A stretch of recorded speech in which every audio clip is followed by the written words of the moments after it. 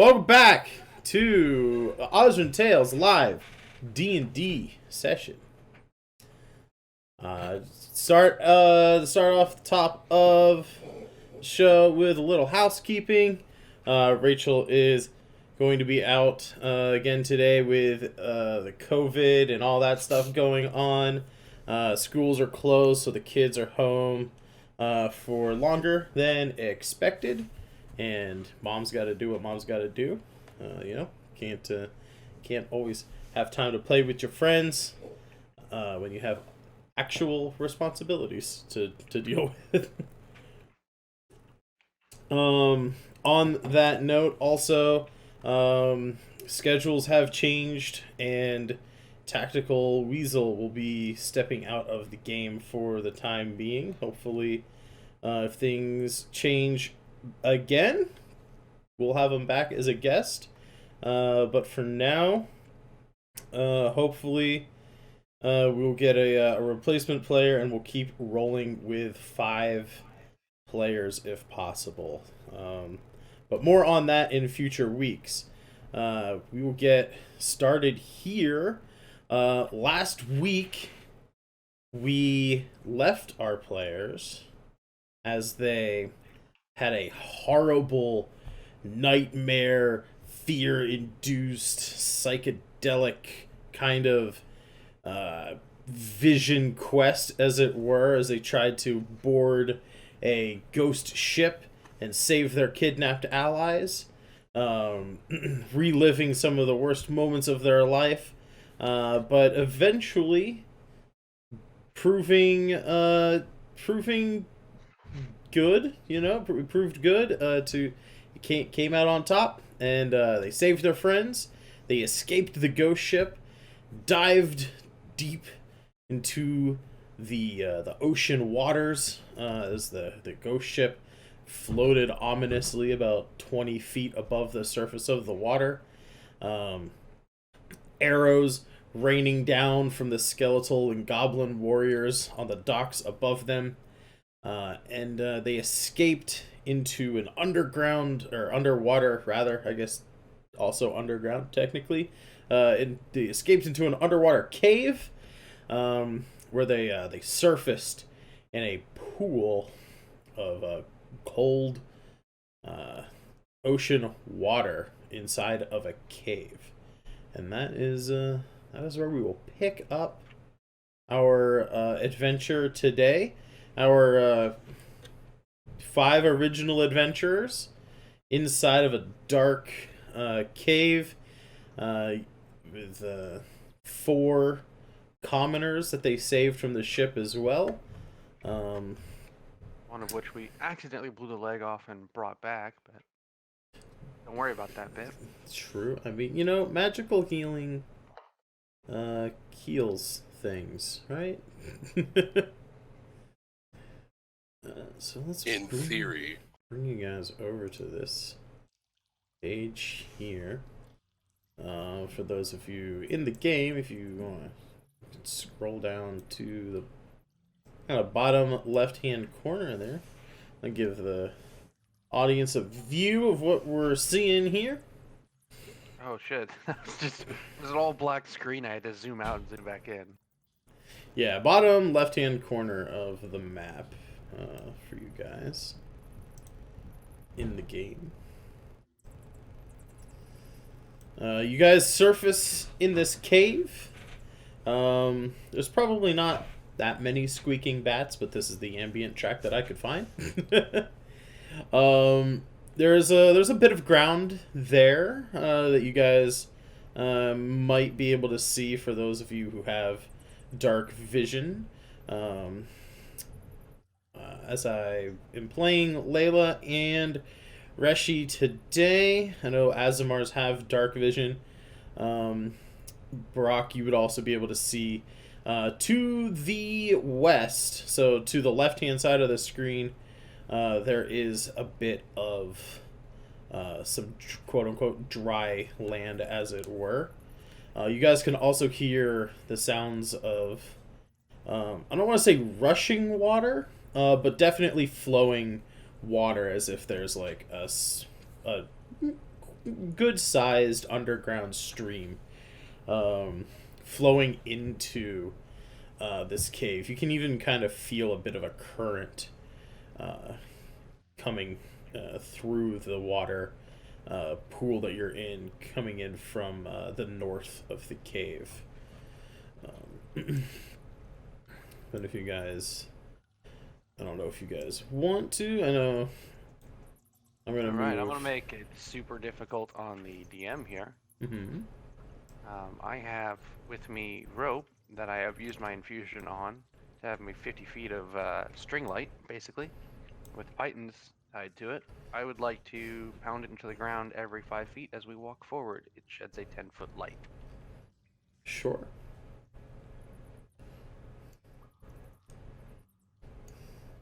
Because I don't have dark vision and I have to improvise.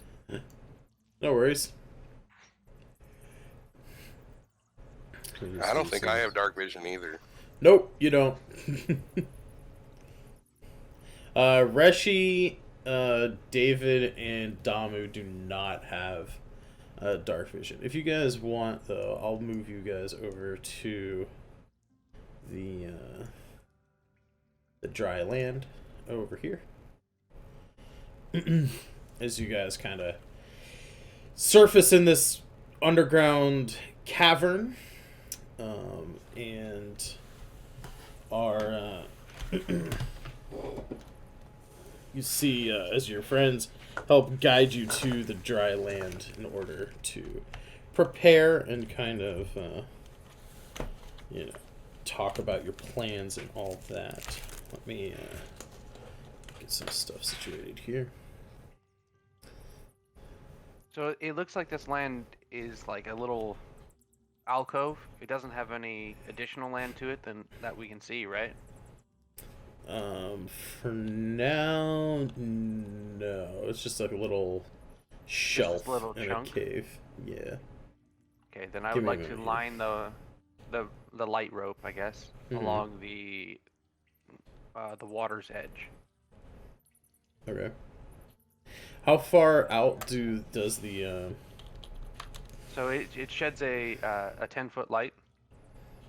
is it 10 feet bright, 10 feet dim, or is it 5 feet bright, 5 feet dim? 5 feet bright, 5 feet dim. Okay. And it's only 50 feet of rope. So I can only do 50 feet of the entirety here. Okay. So it's Not perfect, but I'll be able to friggin' see the water when those skeletons and stuff come after us.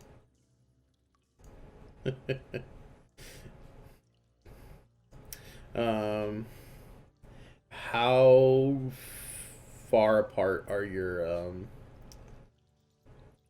lights? Yeah. They're every 10 feet, I'd assume. So there'd be 5 on it.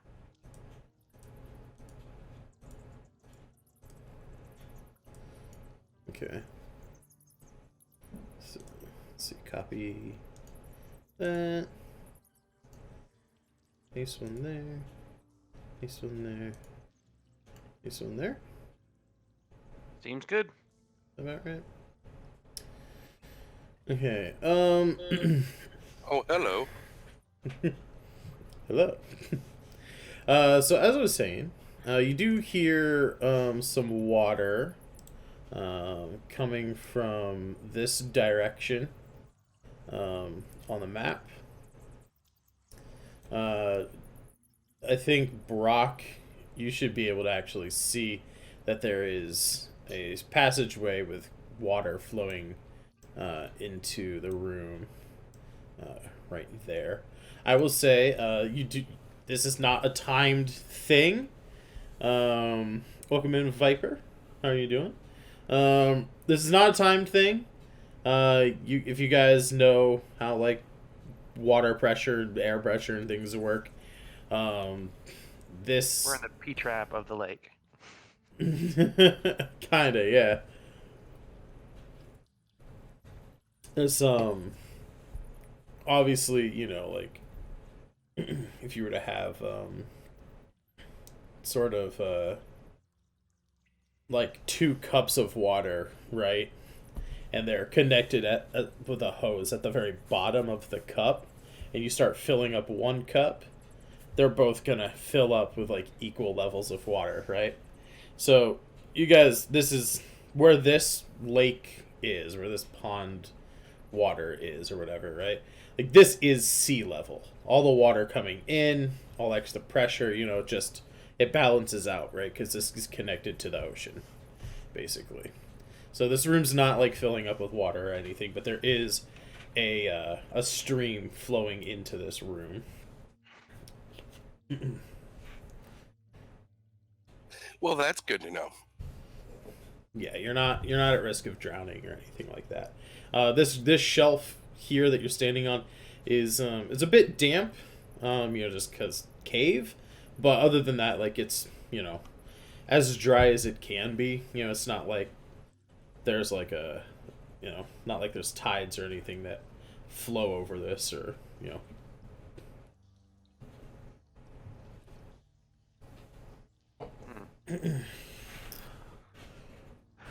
Well, gentlemen, I think our best bet would be to go upstream.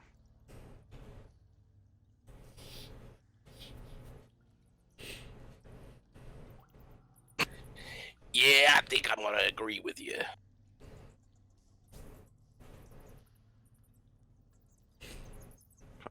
Well, upstream it is. Let me check. I think Layla, being an Azamar, I believe she just innately knows the light cantrip. So let me double check here. Yes, she has the light cantrip. Layla will offer whoever wants to lead the way. She'll I think someone at least will probably have an explorer's pack. Layla may even have one. But I'm sure someone has a torch. Instead of lighting the torch, with fire, Layla would offer to light it with the light cantrip for you. So, just you guys let me know who you want to be the leader of this sort of expedition into the caves, and if it's someone who doesn't already have dark vision, I'll increase their light radius. Actually, no matter whose it is, I'll actually make their light radius visible to everybody. I'll bite into that. I'll go first if nobody else wants to jump on the train. It doesn't matter to me. Alright. So, electing... oops, I gotta do it on on my other screen. Let's do that. Alright. So, the light cantrip is a 40 by 40 foot, 20 feet of bright. Oh, there's lighting. Save changes. So, given your torch with the light cantrip on it, let me know if that you all can see David now.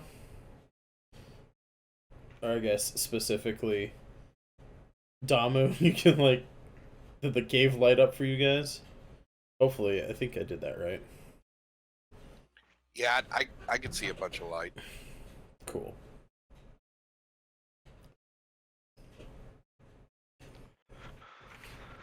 Alright, I guess I'll wade across to the other side and wait for everybody to come across.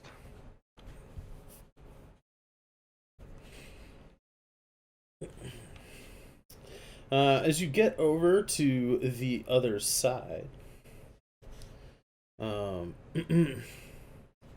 you notice that the water is flowing kind of quickly. It's not going to prevent you from going upstream. But the ground is kind of slippery. You have your ropes and your pythons and all that kind of stuff if you want to help the climb part of this. If you try and make it without any assistance, it'll be about a DC 13, either athletics or acrobatics check to head upstream. Rope and pythons will lower that.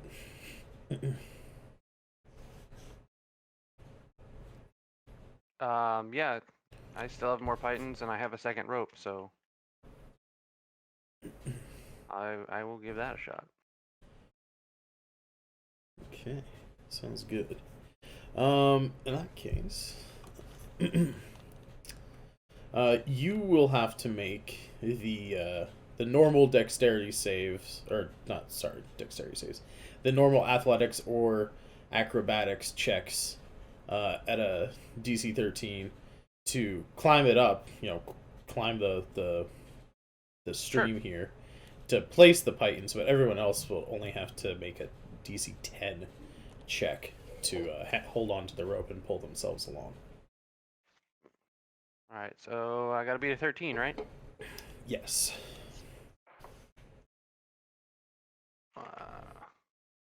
What's my bonus? I think this is a failure. I have to look at my bonus.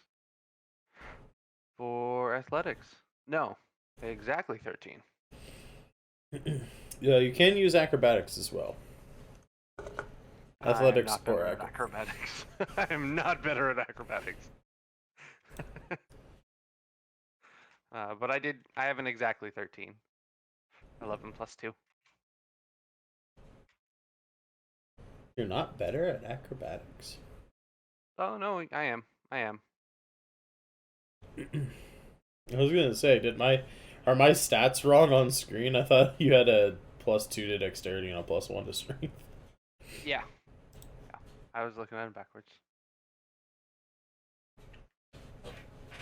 Okay. So feel free. You can make it. I'll say probably moving at half speed because you're going against the current of the river here. But do you want these pythons to be lit or not? No, these aren't lit. So that's a whole cantrip that I'm leaving at the coastline there. Okay. Because after I use another one, it'll just go away. It won't be an issue. So that rope and that python down there has been spent. I'm down to 1 rope and standard pythons. Gotcha. All right. Standard. So it's 15, right? Because I have a 30. Yeah, 15. I'm trying to plan this out. So I would be able to move there. If everybody wants to move up, join us. So that'll be for Damu and Brock. Your choice: athletics or acrobatics. You got to beat a 10 to climb up there with your rope.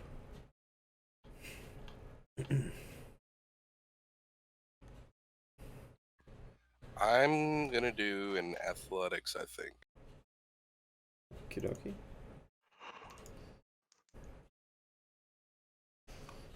Very nice.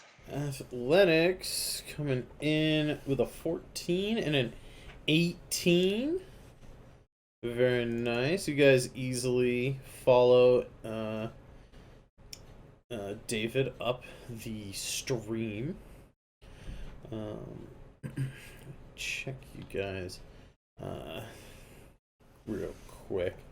I'm gonna look at the screens here. So you have an 11 passive perception. Stract is a 13 passive, and Brock is a 13 passive. Alright.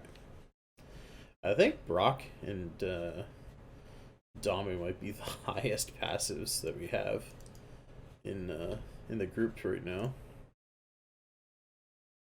It's because I'm amazing. Welcome to being a healer. I'm amazing. Right. Oh, Layla coming in hot. Her acrobatics. He's over here like, don't worry, I'm just better than you in every way.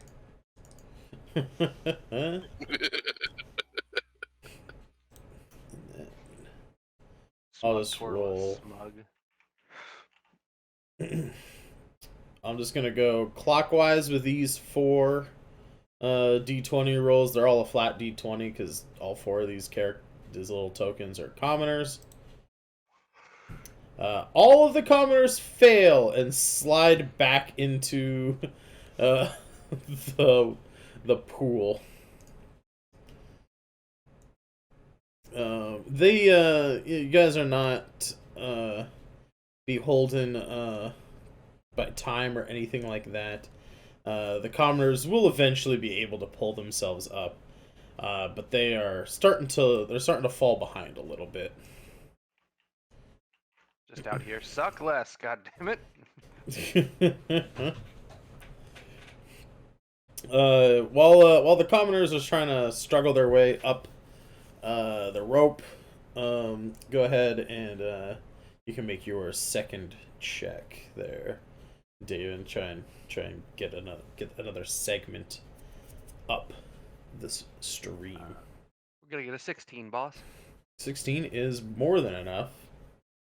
We'll move up another 1, 2, 3. Did that music stop? I not have that on repeat.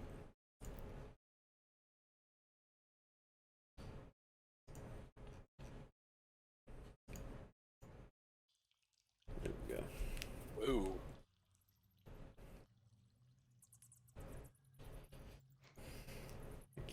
Turtle Batman over here just jumping his way through the cave. I told you.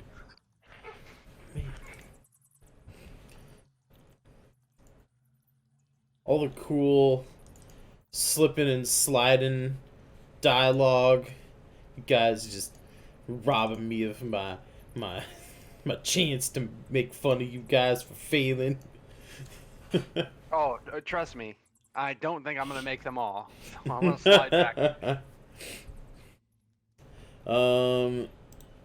No misconceptions about how poorly this is going to go for me. So these guys can move up here. Yeah, we'll just do another quick check for the. All right.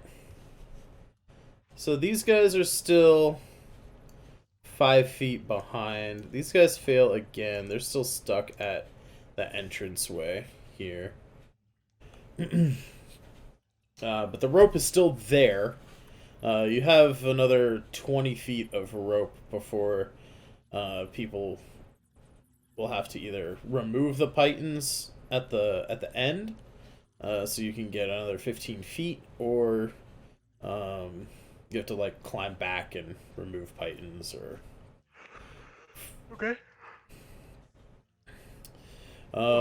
With your light of the torch, however, you notice that this area up here seems to like level out. This looks like this might be a spot where you guys can like stand without having to worry about like sliding down the sloped river or stream.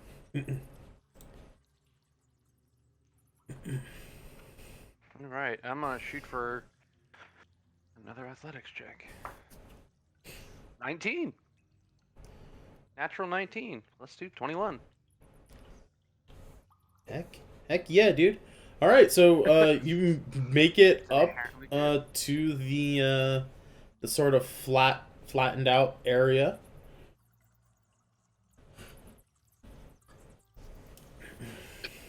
I did not make it. Damu, you start climbing up, and you luckily you're still hanging on to the rope. You didn't like critically fail or anything like that, but you happen to step on a rather slippery algae-covered rock, and you slip, you fall into the river, splashing about, and you slide basically back to where you are currently. Ah, son of a bitch. I thought you were supposed to be better in the water. I didn't want to make the rest of you feel bad. Layla and Reshi are good. Flav, you make your check as well. So the other guys are gonna move up to there, and then Brock, you can move in front of Reshi, just to where you are in the order. Let me roll for the NPCs here. Looks like most of them make their check this time. These guys catch up with you, Brock. This guy is gonna move into this place. It looks like the elven male. I believe he was the one who got his leg injured last session. It's fine. He's having a bit of difficulty. He's got night vision, so he can still see everybody. But he kind of calls out to the front of the line. He's like, I'm still having a bit of trouble back here. If someone can give me a bit of an assistance to get this ground is quite slippery. I don't know how all of you are climbing up there so agilely. It's quite embarrassing, if I do say so myself. Elves are known for their nimbleness. We don't suck at life. Point well taken. David's sitting here smug. He's got the worst acrobatics. Just made it all the way up. I don't know what the fuck you're talking about.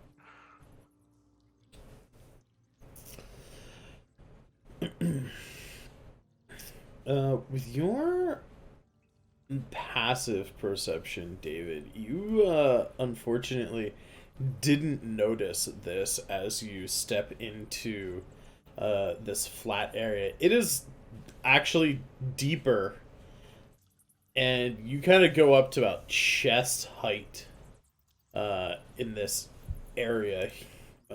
Basically these 4 squares here, right? This Question, is kind of is one of the survivors dwarven? Yes. Okay, well he's gonna be straight up swimming because I'm 6'7". If it's up to chest height, that means it's about 4 foot of water. Yeah, it's probably nose to eye level on the dwarf, and kind of clavicle to chin level on everybody else, depending on how tall you all are. Brock, you'd be swimming as well. Once you get up there. Wild shape into a fish. Can't do swim speeds. But yeah, I'm gonna go ahead and ask David, I'm gonna need you to make a Constitution saving throw for me. Constitution? Yeah. Constitution? Alright, what do I... Constitution. Okay, +1 on Constitution. Oh, no, wait. +3 on Constitution saving throws, because I have proficiency in them. 19. A 19. Very good. You notice, not only is this water, what would be about nipple deep on you if you had nipples, you notice some kind of pinching, some biting happening on your lower extremities. Kind of crap. biting at the back of your knees there. And as you kind of hold your light down towards the surface of the water, or even underneath it, because it's the light cantrip, you notice little piranha-like fish are swimming around, frenzying around you, trying to eat you.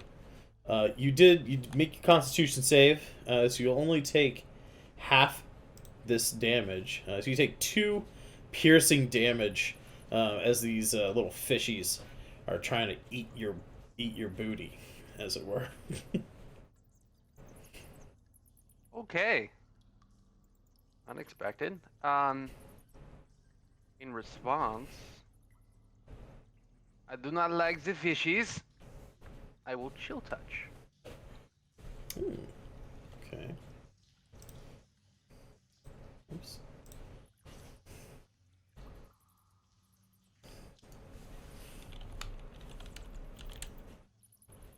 I thought about putting a firebolt into the water to heat it up, but that probably wouldn't work as well as I thought it would.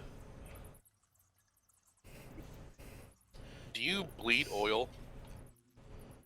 This is a modified spell. How does chill touch work? Is that a spell attack or is that a spell save? It is a spell attack. Alright, go ahead and make your attack roll. Oh, it helps if I hit the 18 plus 5. Yeah, that totally hits. Yeah, fuck these fish. There's a good number of them, but you should be able to take out at least a few of them. Well, it doesn't do a tremendous amount of damage. It's only 1d8. And it's 8. 8. All right. Yeah, you murk some of those fish.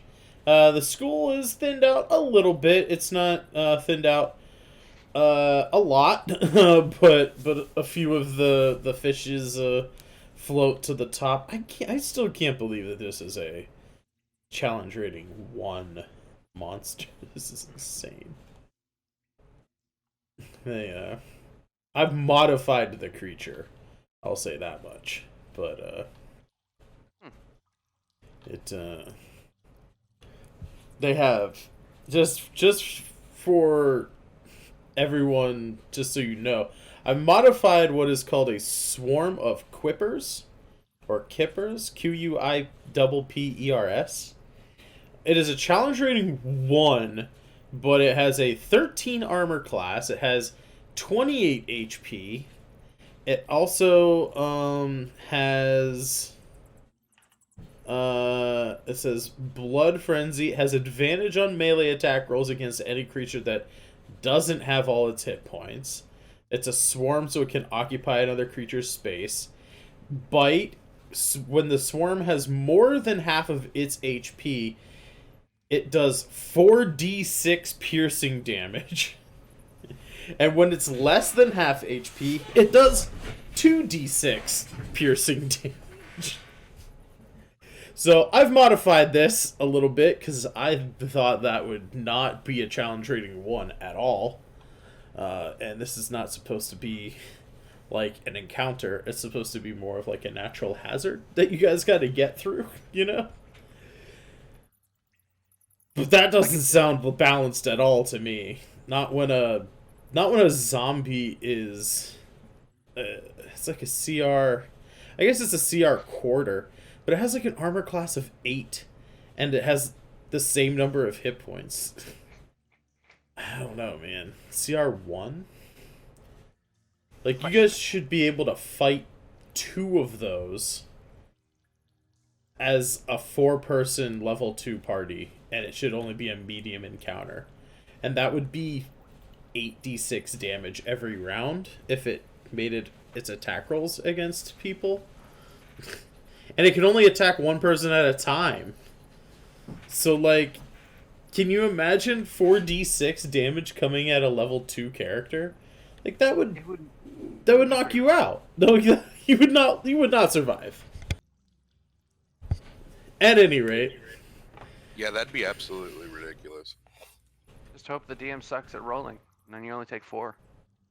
Right. So yeah, you guys make it into this pool, but you're at the end of your rope. Literally. You're at the end of your rope. Rope only goes to there. I'm gonna sit here and just continually do chill touch at these things while everyone works their way back up to me. And while this is happening, I'm going to shout back at the last guy. Once you've cleared, pull the last python. so that as they come up, they will be pulling the Titans with them. Gotcha. All right. Oops, I didn't want to make that. I don't want to click on that. So I'll roll for the NPCs. It is that last roll that is the Eladrin guy. Hey, he actually makes it this time. The first guy doesn't make it. But the Eladrin, he moves up here. This guy moves up there. He moves up here. Layla to 15. She's good. And where's Reshi? Reshi, acrobatics, 12. She's fine. So they'll move up as well. Up here into the pool. Brock and Damu, go ahead and make your checks to get up there. I can just imagine Reshi punching fish. Hey, Brandon, you get yours, Damu. Brock, you do not make your check. I have an idea. Yes, your idea. Reshi, does she have her ice breath right now? Does she have her ice breath? If she does, I would ask her to freeze the river above it, so we could just walk on it. That's not a bad idea. Did she use her ice breath last week in the ship? I know there was talks of it, but I can't remember if she actually used it or not. Don't remember. I'll say that's fine. Where do you want her to? You wanted to shoot it at the stream, like up here, or do you want her to cover the stream ahead of us to stream ahead of us? Okay, like that to give us a way to move up easily out of this pool. Okay. Well, think about how this works.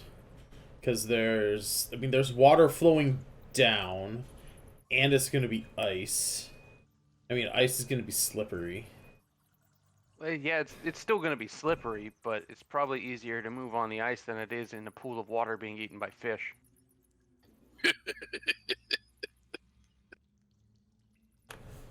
You and your logic. It's just, that's the way I look at it. It was like, it's still gonna suck, but guess what? It's better than being eaten alive. I mean, that's hard to argue. Viper in the chat saying, I cast Yellow Shower on the Piranha Swarm. Alright. Okay, so let's, I'm not even gonna do the rolls, but Reshi will, because this is no longer like quote-unquote difficult, she can swim up here to the other edge of the pool. And she's a 15-foot cone, I believe. Yeah. So let's this area. Doesn't get that far, but we'll probably make it usable, livable for a little bit. She's able to freeze, I'll say, because, I'm not trying to be a dick. I'm just trying to, what is reasonable. She sort of freezes the top layer of the water, makes a kind of like a lid, as it were. Yeah, like a sheet on top of it. It kind of freezes it to the walls of the cavern. And that allows the water to flow underneath it. Because what I was originally thinking was well, she just freezes the stream. Wouldn't the water just go over top of it, making it wet ice? But I'll say that the ice, is at least a place above the water that you can maybe get to. Out of curiosity, is the pool we're standing in draining a little bit now? The water has been stopped out? If it is, it's draining. slow enough that we wouldn't have any knowledge of it, I guess. Yeah, it's draining a little bit. Like, if you guys are here for another couple of rounds, it'll probably be chin deep for a dwarf instead of nose deep. I hadn't imagined that this was like a very thick or deep flowing stream. It was just enough water to make it difficult to climb up the along Foodie the style. algae covered rocks and whatever, moss rocks or whatever you want to call them. But the Eladrin in the back is making headway here. Moves up there. Moves up there. Move up there. So you guys would have 20. Kind of have 20 more feet. I'm gonna need Reshi and Layla. Basically, all you guys at this point, I would say, are in. Whoops. The pool of assholery. I gotta move her up there. I gotta get rid of this line. It annoys me. Come on. Is that it? There we go. So yeah, you guys would all be up here in this pool by now. So I'm gonna need all of the players, and I'll roll for Layla and Reshi, but I'm gonna need everybody to make a Constitution save here. That'd be a 22, boss. Sounds good.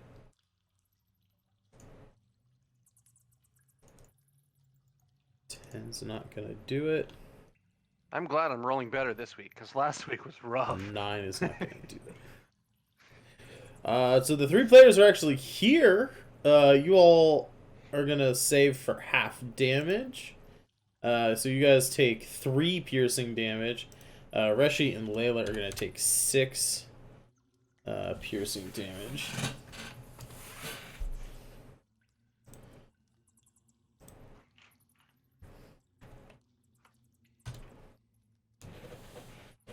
How much HP is Reshi supposed to have? All of it.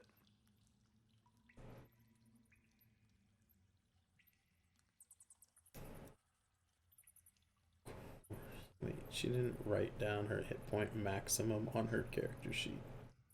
Nice. Alright, quick calculations in my brain. 8. So she'll be at 9 at level 1. Half of 8 is a 6. So she's supposed to have 15 HP. Not 12. 15 minus 6 is, what, 8? No. 9?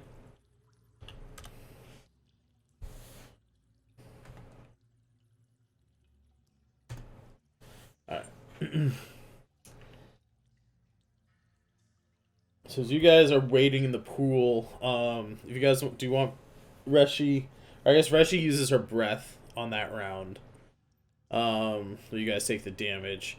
If you guys want Layla to try and make an attack against these fish, let me know. If anybody else wants to make an attack against the fish, now would be your time before I make more checks to see if the commoners can catch up to you guys. Yeah, I'm gonna go for another. Are the fish on me? Yeah. I mean, you guys would be able to move your characters into the sort of alcove there. But you are all technically in the pool, as it were. Looking at a 16, boss. Yeah, like Damo should technically be like up there or anywhere really in that sort of wider area. A 16? Yep. That'll hit the quippers. For 4. Taking out a couple more. How about half as many as you did the first time? Oh, Flav. Oh no. Thunderclap? Oh god.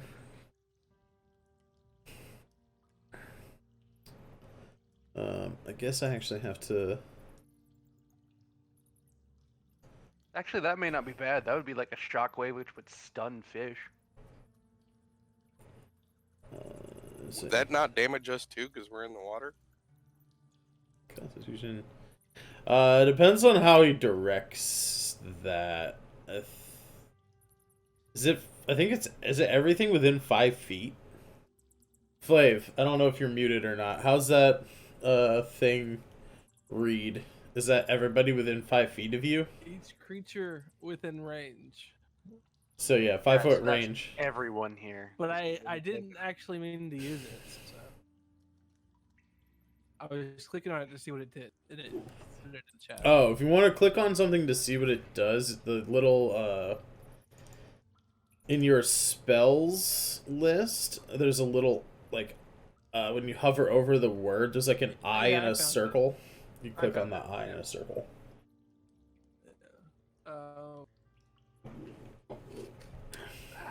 Okay. You know what? I'm gonna do it. All right. Well, then it looks like I'm making a Constitution save again, and that's a natural 1, my dude. So that ain't. This payback. I'm gonna change target from the fish to you soon. The elven woman behind you goes ah, and then falls unconscious behind you. Starts sliding down the river. Ouch. I guess I got hit too. Slides about 10 feet. Yep, you got hit as well. Okay. It's cool. I didn't want that is health that 5 anyway. damage? It's 4 radiant. Oh wait, no, sorry. Yeah, it's 5 thunder damage.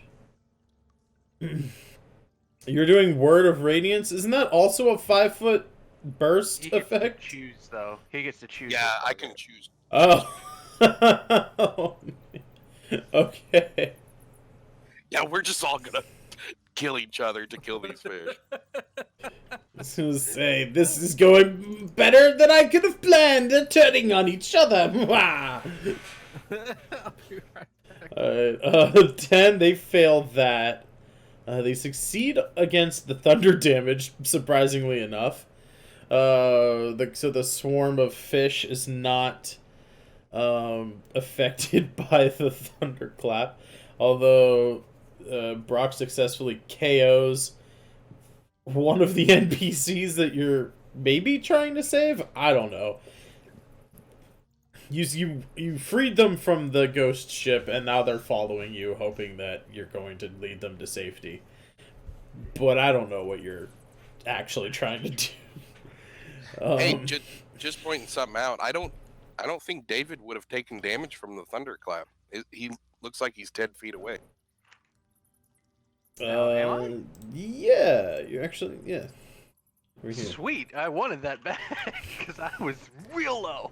I need to roll for Layla here, though. Good catch, bud. Layla's good. I say it's pretty much me and Layla that took. Well, okay, fine. Then me. I took the damage.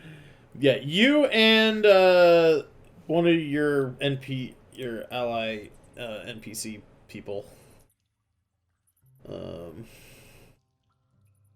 Let's say what should I put? Very reckless adventuring here. Yeah. The other NPCs are just like, oh god, what happened? What's going?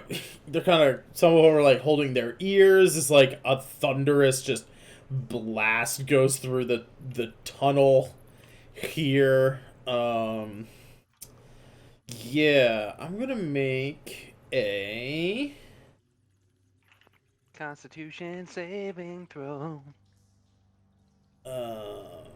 No, not yet. I'm gonna roll some d20s here, and see what happens as the 3 of these NPCs try and catch the unconscious body of the other commoner here. They all fail. Question: Would he be tied to the line that we've been putting down? I do not believe that's how pythons and rope work when a group. Well, when you put python on, you create your line rope for rock climbing, and then you tie yourself to that rope. So if you fall, you just stay attached to the rope. Like, he would be unconscious and probably drowning, but he would still be on the rope. But I don't know if we. I think declared whether or you not we were would doing be. that, so I think you might be tied to the rope at the front Yeah. end, but I think you're at least how I was imagining it, and I we don't can. think I clarified, so that's on me. We did not clarify, but I just imagined you were kind of putting the pythons into the wall, making a sort of railing for them to kind of pull themselves along. I wasn't imagining that anyone was actually affixed to the rope. I'm not sure how you would affix more than one person to a line like that.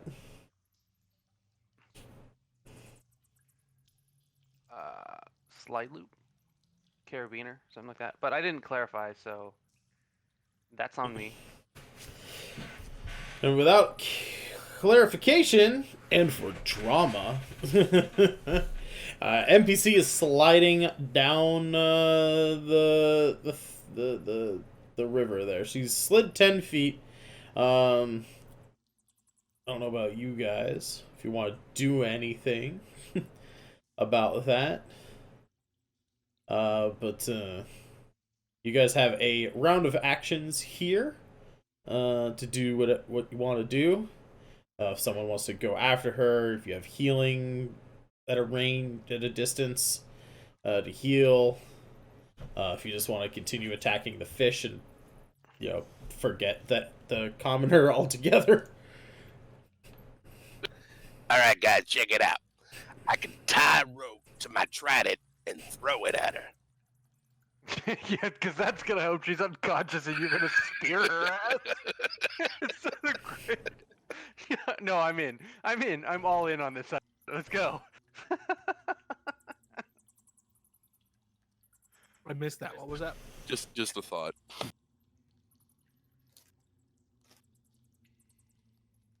Oh man, that's great. Everything about that is just right. I didn't hear it. Okay, so you're gonna throw your trident at the commoner. No, I don't actually have any ropes. I don't have the ability to do that. It was more for Okay. comedy purposes. Oh, I don't know. Let me see if I have something. The only thing stopping Damu from skewering a commoner is not having rope. It's a very sketchy sense of morality on them turtles. He's an angsty teen. I mean, I could. I have the ability to heal her. You don't have the ability to resurrect her after fucking killing her.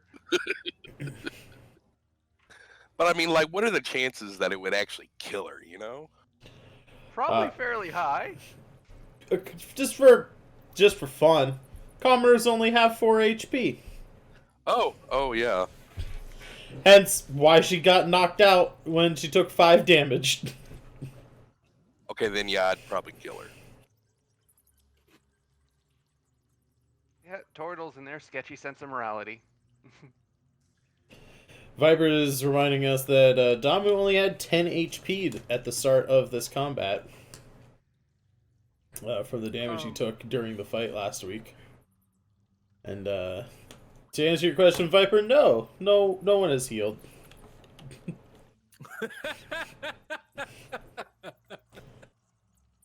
So, this wouldn't be a good time to, like, I couldn't use entanglement because I don't have it prepared, right?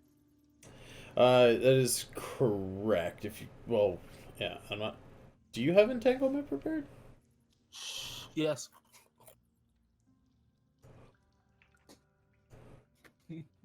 No, I don't. That would be cheating. Yeah. So no, you wouldn't be able to use entanglement. Fun fact about druids, though, when you take a long rest, you can unlearn any of the spells you know and learn any of the spells on your druid list that you are able to prepare. So, like, right now, you can only cast first level spells. And you can prepare a certain number of spells each day. You can unlearn any of the ones you currently have, and you can learn any of the first level spells up to the number that you can prepare. I'm just thinking entanglement might be able to be used to catch this person from falling into the depths. Unconscious. Yeah, that would be true, but you don't have it prepared. So. They're currently sliding. But I keep forgetting that I might be able to do that in between. We have not Well, rested, right and you have not short or long rested since last session as well. See, you assholes! You didn't let me sleep. You didn't ask. I Yeah. did it. I didn't hear you say that. Yeah, because all the votes went for going on an adventure as opposed to taking a nap after the big battle and recovering our health. Well, my health was fine after the big battle because we stealthily made it through the ship, so... Did I have any spell slots available? I'll say you have at least one. Okay, Maybe well, I use that to cast Cure Wounds on myself. on yourself. Okay.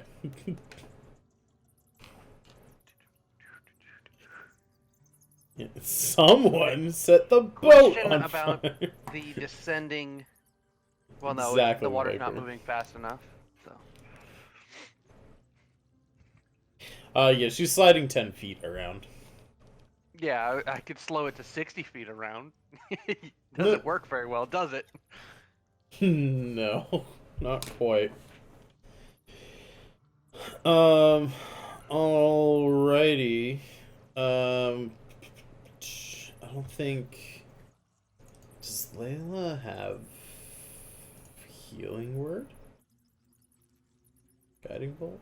Hellish rebuke? Nope, she Did only we has kill cure the wounds. fish? Nope, the fish are still swimming around. I was just waiting to see what your actions were before. Someone should probably try and save the commoner. Healing word is a bonus action that you can do at a distance. But Damu healed himself, so there's that. I'm prepared to use the commoner as an example to the rest of the commoners.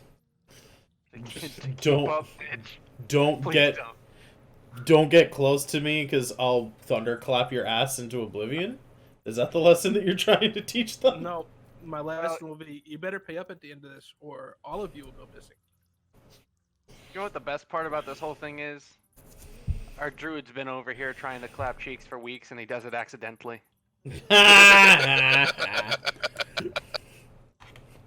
All right. So can I cast Healing Word then? Since it's a bonus action? Given our homebrew rules of being able to, as long as the spells are not, as long as one of the spells is not higher than second level, you can cast 2 spells if one of them is a bonus action. So, yes, you could.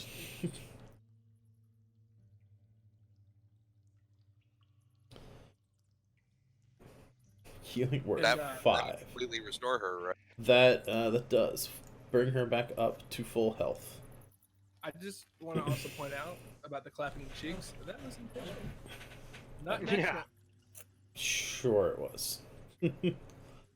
Okay, so need you guys make your constitution saves unless you were trying to move out of, or is it, first of all, I guess I should say, order of operations here. Is anyone trying to get up onto the ice shelf this round? I'm going to. Technically, not. you are all within range of being able to climb up on there. I just did all that healing though. That I don't have any movement action, right? No, you can still move. Climbing is part of a move action as well. I guess I'll try to climb up there too then. Okay. So let's just start with David and Damu. Give me some athletics checks to climb up onto the slippery ice. Can I use acrobatics? No, because this is climbing, and climbing is athletics. Looks like we're gonna get an 11, boss. 11 is, I'm gonna say, good enough. 15 athletics is also good enough. Damu kind of just like pops up on there real easy. David, you kind of gotta like kick your legs, kind of like Like a little kid. well, it's very much like actually it's very much like getting out of water that ice breaks and you're like submerged in a frozen water, or trying to get out of quicksand. You like try and lay yourself as flat as possible to create as much surface area so that you can like kind of crawl up onto the stable surface. That's sort of what you gotta do. So you're like kicking your legs to kind of like bring yourself into like a swimming position so that you can then slide belly first up onto this little ice shelf. Like you do. Like you do, exactly. I think Layla and Reshi will also try and get up there. Damu, or Brock, are you gonna try and get up onto the ice as well? Layla doesn't make it. That's the quivers. 10 is just enough to get up on there. By Layla. Reshi totally gets up there. Okay. She's none fucks to give. All right, sure, I'll get up there. Yeah. She's gonna move all the way up. So climb up is 10. She can actually probably move up to there. I'll say, David, you make it to there. Brock makes it to there. Layla's gonna move there, but she falls off the ice. Make a Constitution saving throw. Get eaten by Sorry, I'm fat. fishes. Did that go through? Click it again. See what happens. Alright.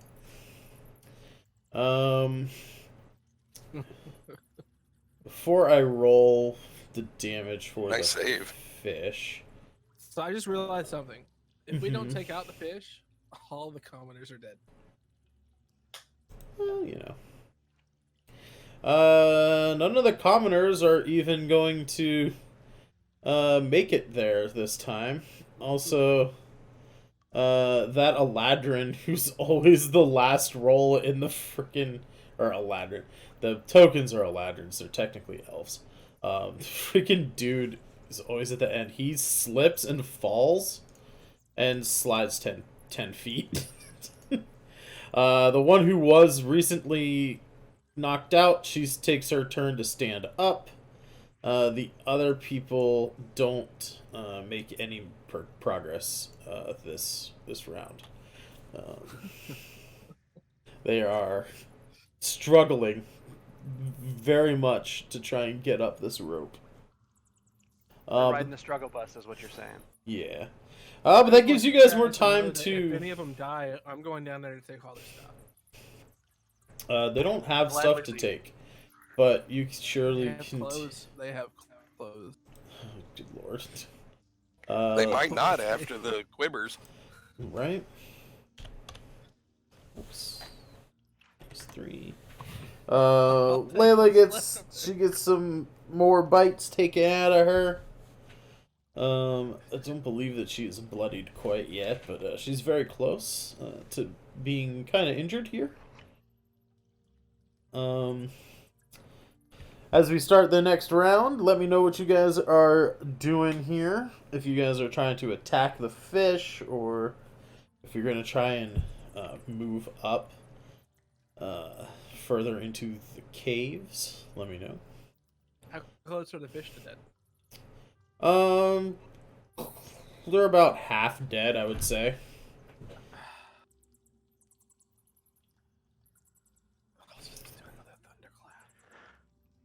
No. Well, the thunderclap that you did before did not affect the fish, so they... What? Yeah, they passed their constitution check and no damage. That's even worse. Yeah, the fish took no damage from it. You knocked out an ally, damaged another ally. It literally was just bad. It was just bad. No good, just bad. It was literally everything you don't want to happen, actually. That's how that worked. It was the opposite of productive. You're welcome. Also, you're no longer in the water, so thunderclapping, I'm not sure if that would even affect the fish. At any rate, I mean, if you want to try and thunderclap again, you could. Know that you're gonna hit Layla and David.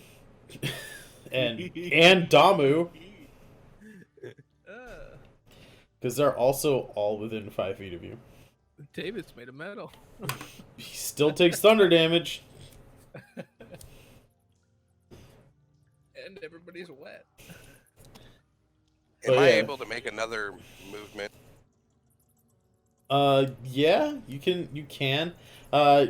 It's now going to be a DC 13 athletics or acrobatics to move up in the stream here, because you're ahead What of about David. to move back down? If you're moving down, it's no check. It's just free movement. All right, I wanna hop back in the pool. Okay. All right, kids, back in the pool. It's like they're like, no, Dad, I want to go home and do my homework. Get back in the pool. I really just don't see our company making it if we don't kill off these fish. Oh, I ain't leaving. I'm just not gonna get eaten by the fish while I'm doing it. Yeah, I mean, there's ways to attack the fish from the ice, especially with a trident. You can like stab it into the water to attack them. Can I? Yeah, but I hit so many more with my Word of Radiance. True. Cleric life. I could melee them, or I could just kill them. Right. I could boom them. What can Layla even do? She's gonna Eldritch Blast, I guess. Eldritch blast into the fish. Sorry, the mental images of these things are very humorous to me. This is the world's worst way to go fishing, guys. What's this do? Well, if we're gonna kill the fish, I want to take the chance to keep them. Did you say keep them? Yeah, I want to keep the fish so we can eat them later. Ah, gotcha. Ugh. Who went ugh? He knows what they look like. You don't. Well, I know what they look like, but What do they look like when they're fried up? they look like fish. I mean, they look like piranhas. I said because usually we don't eat carnivorous animals because they don't taste as good as herbivore animals. Like, I don't know. Eat meat, baby. they're usually a lot gamier, and they're not, as... Meat is meat, baby. I guess. I don't know how that works with fish, though. Because there's Fish is probably... fish. It always tastes the same. Yeah, it always tastes fishy to me. Depending I wonder on if the people- type of fish and how muscular it is, I wonder how many depends on people its eat. texture. And the type of water it lives in. Why hasn't anyone peed on the fish yet? Says Viper. I don't know. Good question. I'm going to if Brock's keeping them. I mean, what are we doing here? I mean, I'm feeding them to you, so I mean, if you're gonna pee on them, Let's make some decisions, folks. Clap, clap. Let's go. Let's go. I want to do Word of Radiance. All right. Word of Radiance. What's that? Constitution for the Quippers. For 1 damage. Hey, they fail. You take 1 damage of Radiance. Ouch. Well, that was unimpressive. It could have been worse. Could have It could have been, yeah. But they could have passed, and you could have not done any damage. Let's roll these guys. Jesus Christ. The dwarf moves up Man, their just... rolls sucking. Yeah, the dwarf moves up to just before the pool. So he's not in danger yet. don't they have a choice to not get in the pool though? Yeah, they do. I'm just saying how far they move on a round. Okay. He moves up to just before the pool. Everybody else is struggling to stay standing and holding onto the rope and is not moving forward.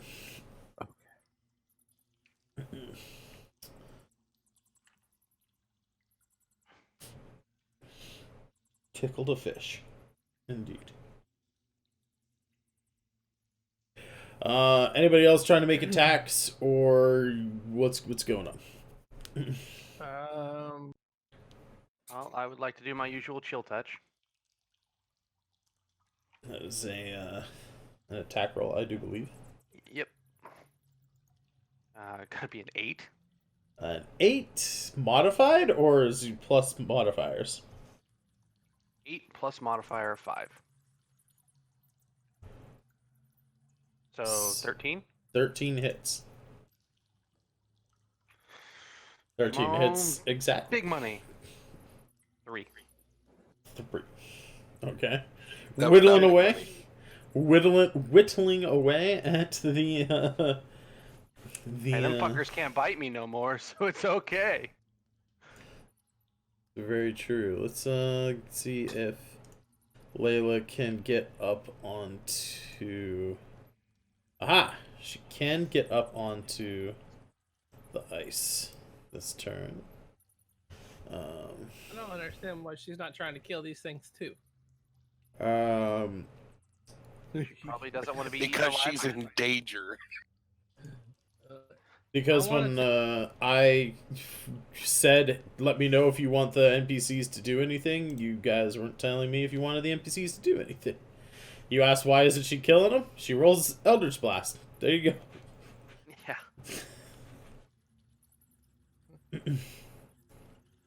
It's hard. It's kind of difficult to run 2 characters. Like, see, this is the reason, real quick, as an aside, this is a reason why I don't like to run DM PCs, like actual characters that travel with you at all times. Because I set up challenges for you guys to think your way out of. It's not really fun if I'm solving the problems for you guys.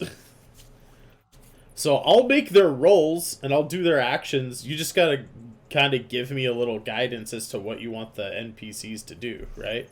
As far as like the characters that are with you that have things to do. The commoners, they don't have any weapons. They can't attack.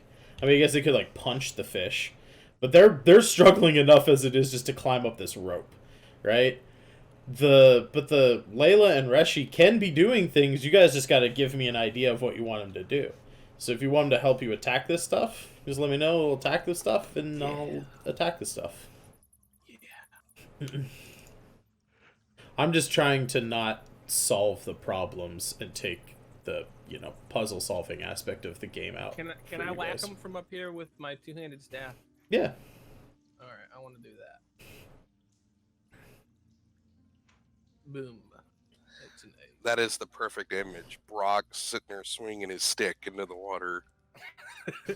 An 8 for an attack roll, though, is not going to hit the fish. Yeah, well, yeah. It's really easy to hit fish with a stick. Yep. Yeah. They kind of you swing at them.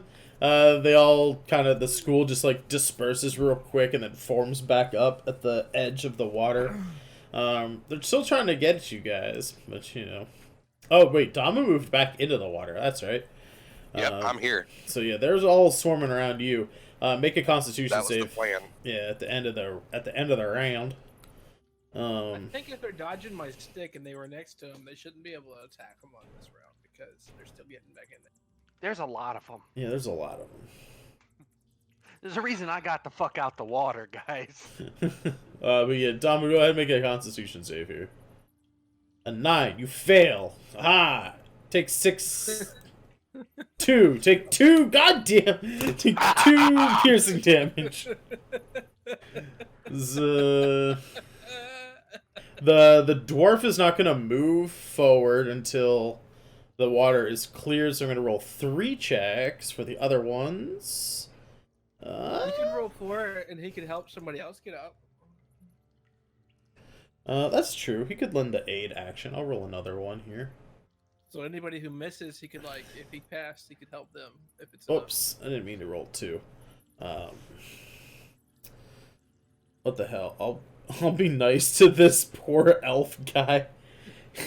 Bring him up as well a little bit. They're advancing on this pool. The Quippers are almost done for. They've got about 12 more HP or thereabouts. If you guys can knock that out. You guys want to make more attacks? Here, I'll shoot a Eldritch Blast for Layla, because she can actually do that. She does 8 more damage. Flav's impotent staff moves. Getting another 8 on an attack roll. Didn't hit last time. Don't think it's going to hit this time. I can only do 8 though, can I? If you roll higher than that's an attack roll. That's not your damage, bud. Oh. If you double hand your staff, you can do 1d8 damage. But you could roll as high as a 20 on your attack, you know? They pass their Constitution check, though, and are unaffected by Word of Radiance. There's significantly less fish now, so they may just not be, you know, I wish I had within a stick range. of dynamite to drop in this bitch. Indeed. I'm gonna keep chill touching until it doesn't work no more. Alright, well, toss out Yeah, that cut chill 'em like touch. plan. They're close to being gone at this point. There's only a couple fish left. 14. A 14 hits. Now the question is, can you roll higher than a 4 on damage? We gotta find a better dice. How about you? Red seems like kill dice, right? 7. 7. You do it. The 7 is more than enough to take out the rest of the Quippers. Yeah. So with Just the saying, MVP guy who actually hits his attacks. Cough, cough. It's not like I was using something heavily weighted in my favor or anything. all right. So now I'll move up these little guys. If you guys want to like reorder yourself into a marching order, feel free. You have your rope back, all the pythons as well. I'll just basically from where the ice is where you'd have to start making pythons and stuff again if you wanted to like make it easier. So basically from that square right here. So you'd be able to like go up and around the corner there or what have you. Can we do a rest here? Technically, You could try and take a rest here. The ice would probably melt, though, within an hour. And that pool is not shallow enough for you to take a rest, because you'd Is be this treading solid water. Rock? Where? What? Like not standing water, but solid rock. Like yeah, it's wet and it had water going over it, but is it basically good to go once you get here? And then this is a pool over here at the top. Yes, there's another sort of deep spot at the top here. Okay. The lighter areas are sloped, and the darker areas are pools, like deeper pools. It's not gonna let us have any rest. You guys are taking a nap with me. Do we need to do an athletic roll to move? Now that there's like danger, like the danger is no longer present, you guys can just move up. Just give me an athletics or an acrobatics check to move up next to David, and we'll kind of determine how long it takes. Sort of, I wasn't expecting so many failures on the commoner's part. So yeah, it takes a while. I'm gonna kind of commute this. Wasn't expecting going round by round to take as long as it is. So we'll just say it takes probably a good 20 minutes or so for the NPCs to move into place. But they do eventually get up here. Who's got the strongest throwing arm?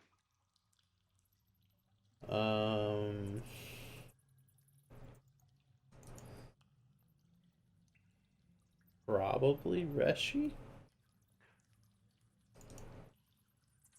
Okay. I don't think this is a group built for strength, but she has a +4 to athletics. Is there any rocks on the ground that I would be able to pick up that are basically throwable? Probably. I would like to do that. Imbue it with a light from my infusion, and then have the strongest member of our party throw it around the corner.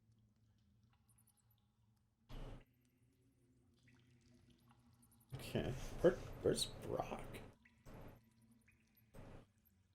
It ain't me. I'll go ahead and tell you that.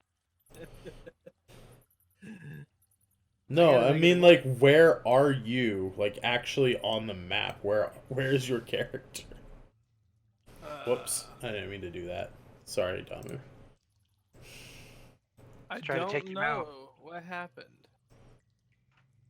Did you accidentally delete yourself? I'll just pull you back on the map. That's fine. Oops. Man. Apparently, I don't want to be a druid anymore. Oh, shit. OG Junkyard coming into the chat, lurking and working. Sounds good, my friend. Welcome in. OG, I'm mad at you. You're mad at him all the time. That's not new. That's not news. It's old news. I'm not mad at OG. It's fake news. I love OG. All right. Tossing a rock is not really going to be a big check. Probably toss a rock 30 feet or so. You cast the light cantrip on it, right? I'm gonna infuse it with light with my infusion. So like the torch. As a point of reference, that is the second time I've done it today. I'm only level 2 artificer. I cannot do it again. Okay.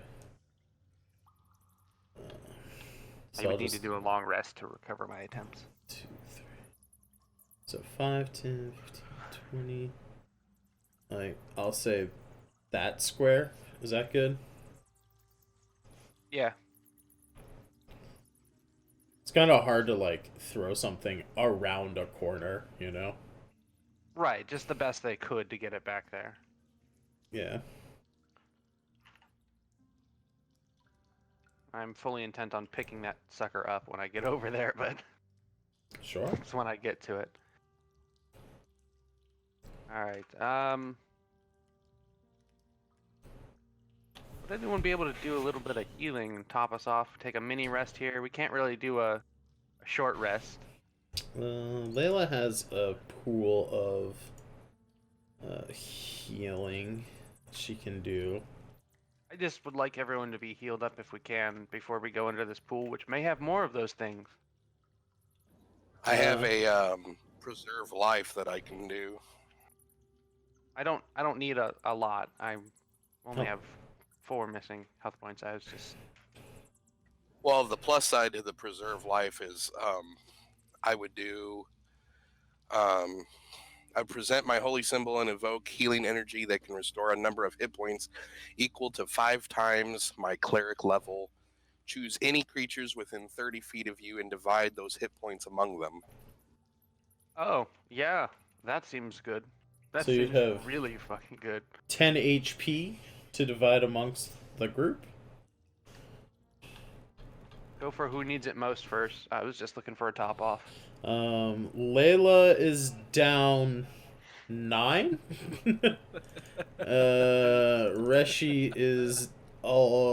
Reshi's down 6. Did I do that? I don't know how much Brock is down, if any. Brock's out here making enemies.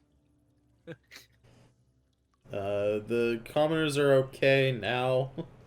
Layla also has a 3 d6s that she can use to heal people with as well.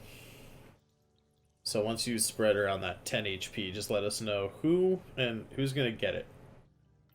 Dom, if you want to use it. Does the channel divinities count as a spell? No, they're separate, but I think There's a limited number of times you can use them per day, and I think you use them twice at the dock. yeah. I know he used it once to fear. Did he use it twice? Or can you only use it once? I think he only used it once, right? Because he's like, man, I wish I could do that again when he got on the boat after all they had jumped off. Right. I think a level 2 cleric can only do channel once a day. So I can't do that at all then, right? Right. Alright, never mind. I'll just double check here, but I think you can only do it once per day.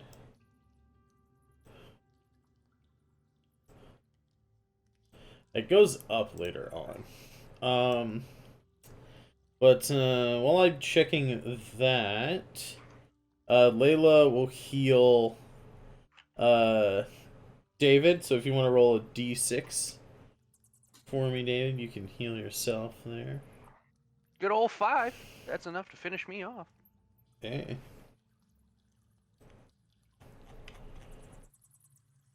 See, if there was ever a time for Flav to say ooh, I figured that would be the time. Yeah. Ooh. You didn't let me do it. I was getting to it, but no, Foulsham had to take that from me. Yeah, Perfect time to do it. 6th level you can do it twice. So yeah, you're out of channels until you can take a short rest, I believe. I got it. Hey, hold on, we're in a cave, right? Ooh. Alright, the first of these d6s will be for Reshi, and the second one will be for Layla. So let's click that there. Jesus Christ.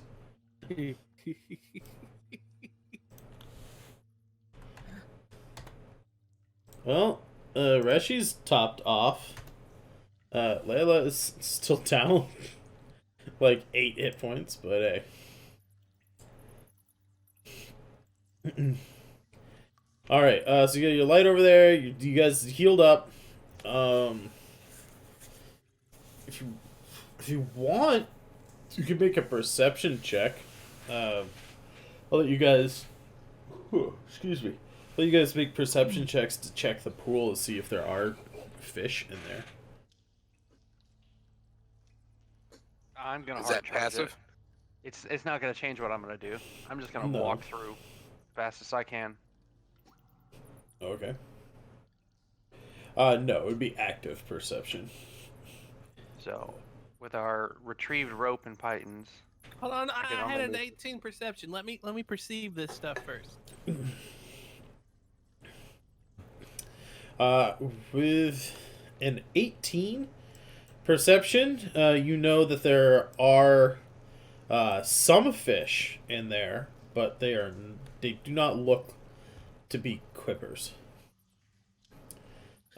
These ones are smaller and longer. They look more like sardines than piranhas.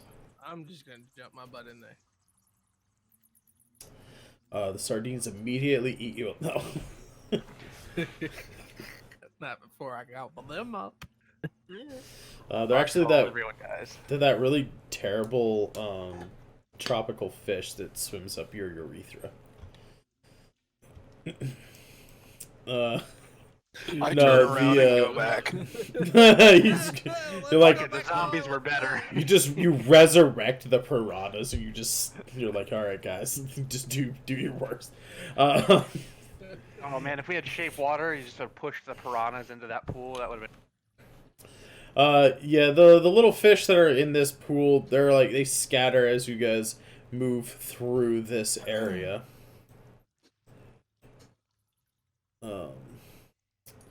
So setting up your you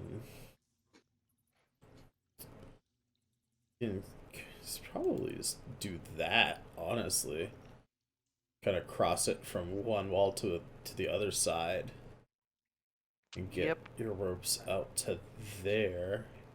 Go ahead and just make me one athletics or acrobatics check for me. Good old 7. So it takes you a while.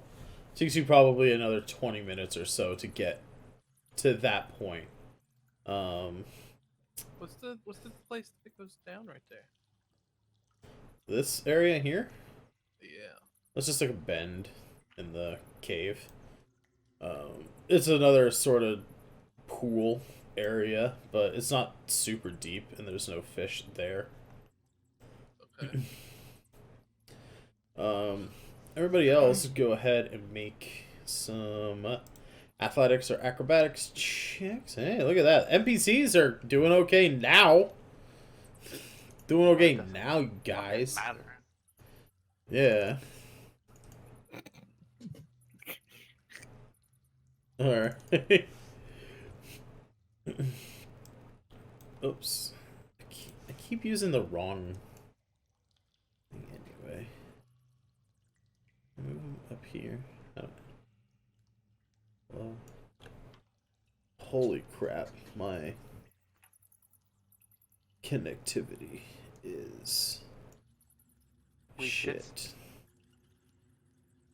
It's just lagging today for some reason. I wanted them in this frickin' spot. There we go.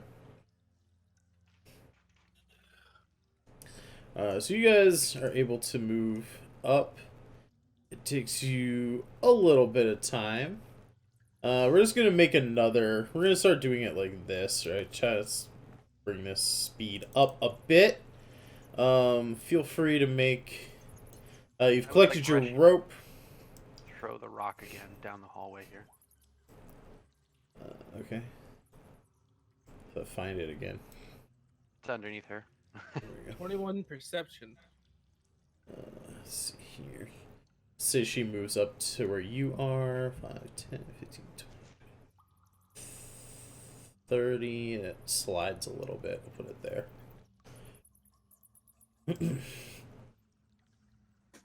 Let's say that Reshi's up here. For anyone wondering why I keep doing this, this is the safety rock. Because there's things called ropers, and you never want to run into them in this small of a space. Fair enough. That is true. Ropers are common enough. I think your character would know about them. You do not see any stalactites or stalagmites actually in this tunnel so far. Safety precautions still going out. Oh yeah, for sure. I'm just letting you know. But yeah, everybody. Well, what about somebody who knows the roper dance?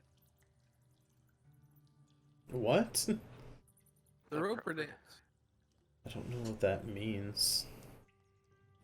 I don't know that he knows what it means. You've obviously not watched. If it's an anime, no, I haven't. Yeah. No, I'll link it to you later. Don't. Okay, I probably won't watch it. Fair. Don't. Fair warning. I love that. Don't. Just I'll just link the roper dance to you. All right. Yeah. Go ahead. Go ahead, David. Give me another. If you're still leading the charge, give me another one of your movement checks here to lay out the rope. Natural 20. Awesome. You make quick work of this.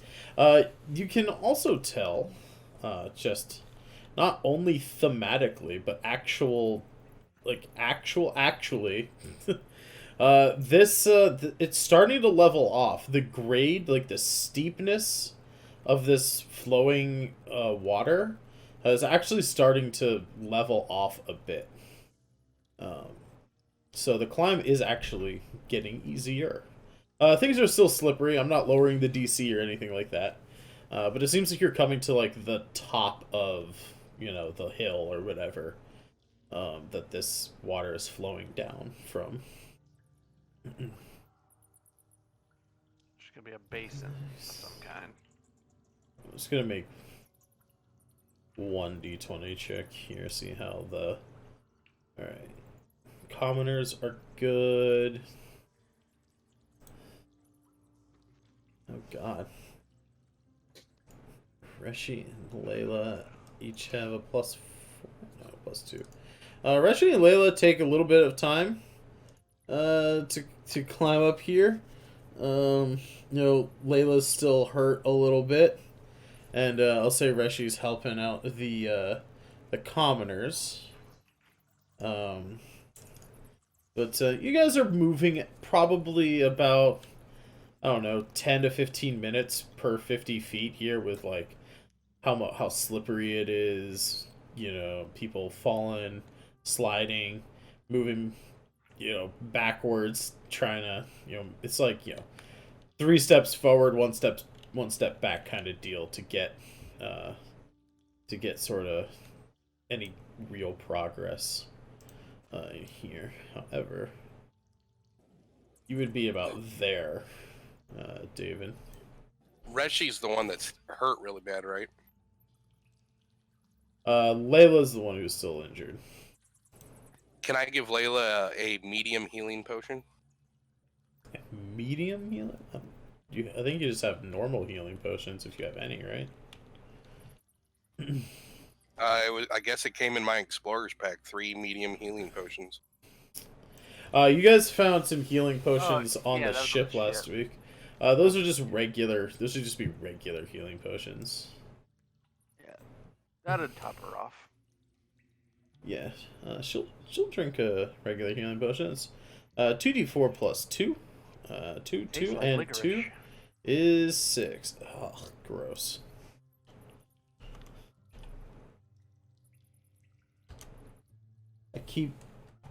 Jesus Christ.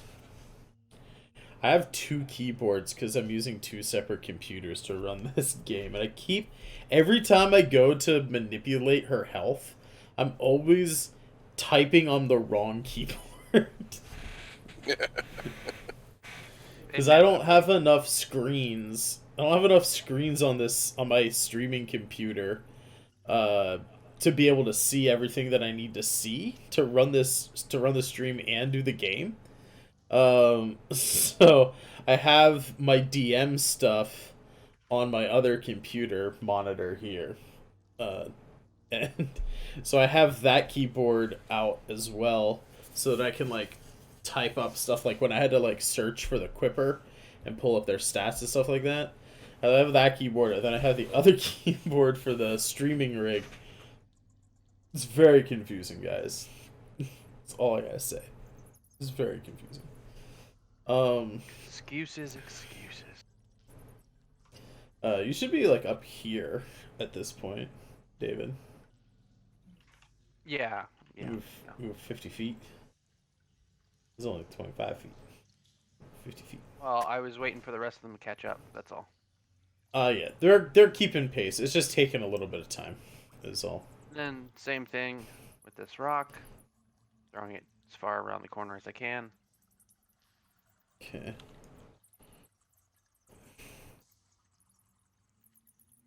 10. Let's say it gets to about there. As you throw that rock, go ahead and I'll make some perception checks for the other people as well, but all you players who are present, go ahead and make some perception checks for me. Oof. 20 is pretty good. Can I just say not good? How bad is not good? 11. Oh, it's not that bad. It's the same as my passive perception, so I noticed exactly the same amount of information. Weird. Please, 13. Hey, same for him. Damu. What is my passive perception? Your passive's a 13.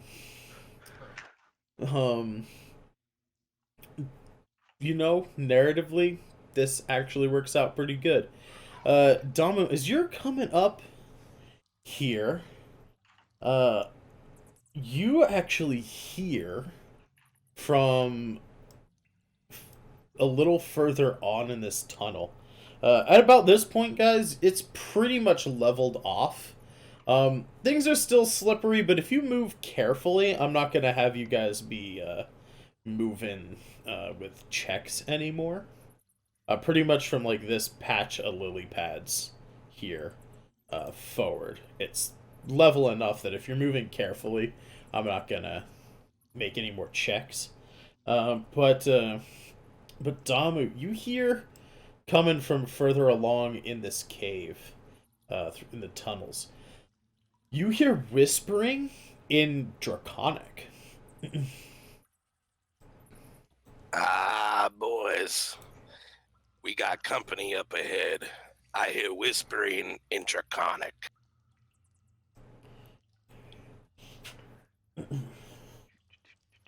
Currently, with a 20 perception, what you hear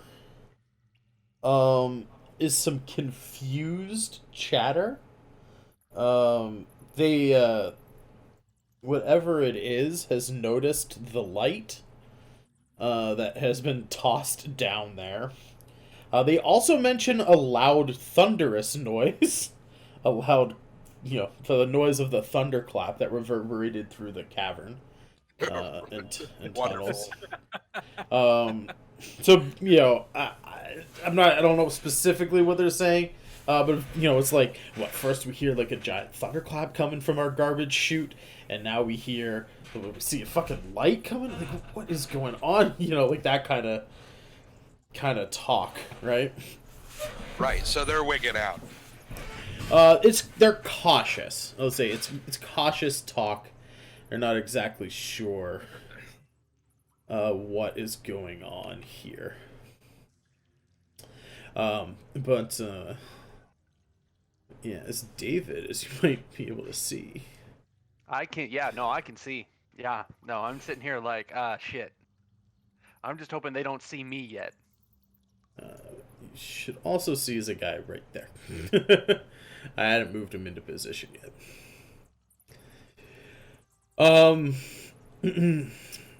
As you come up around kind of near the corners, I'll start moving you guys into Out of curiosity, would my spider stealth allow me to crawl the cavern walls and see everything that's in there without getting detected? I believe you used both of your wild shapes for the day, bud. You have indeed. Remember, you haven't rested since you started going down to the ship. You started last session in wolf form, then you turned into a spider, and you still haven't rested yet. Such an evil GM. Well, So I just make the world happen as you guys move through it. I'm not. I may regret doing this, Yeah. but I'm going to take the light rock and use my action to end it. Okay. So that it just extinguishes itself in that place.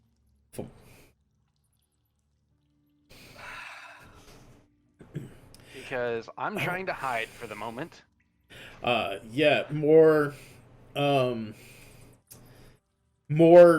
confused chatter, like, they say, like, by the 9, like, what sort of devilry is this?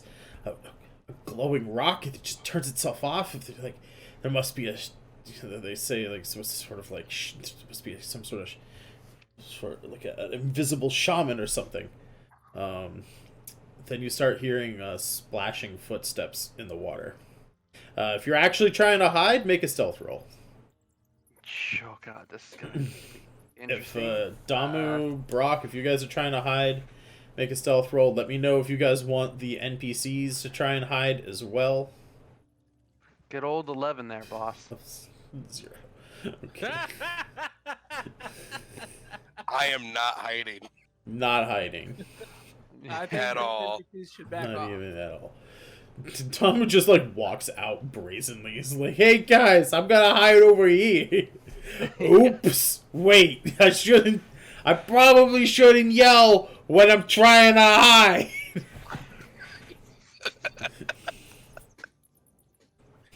Can I try to deceive them? I mean, you can lie if that's what you're trying, or, like, how are you trying to deceive? I'll say that. How are you trying to deceive? We both speak Draconic, and Yeah. I was thinking maybe using that to my advantage somehow. Okay.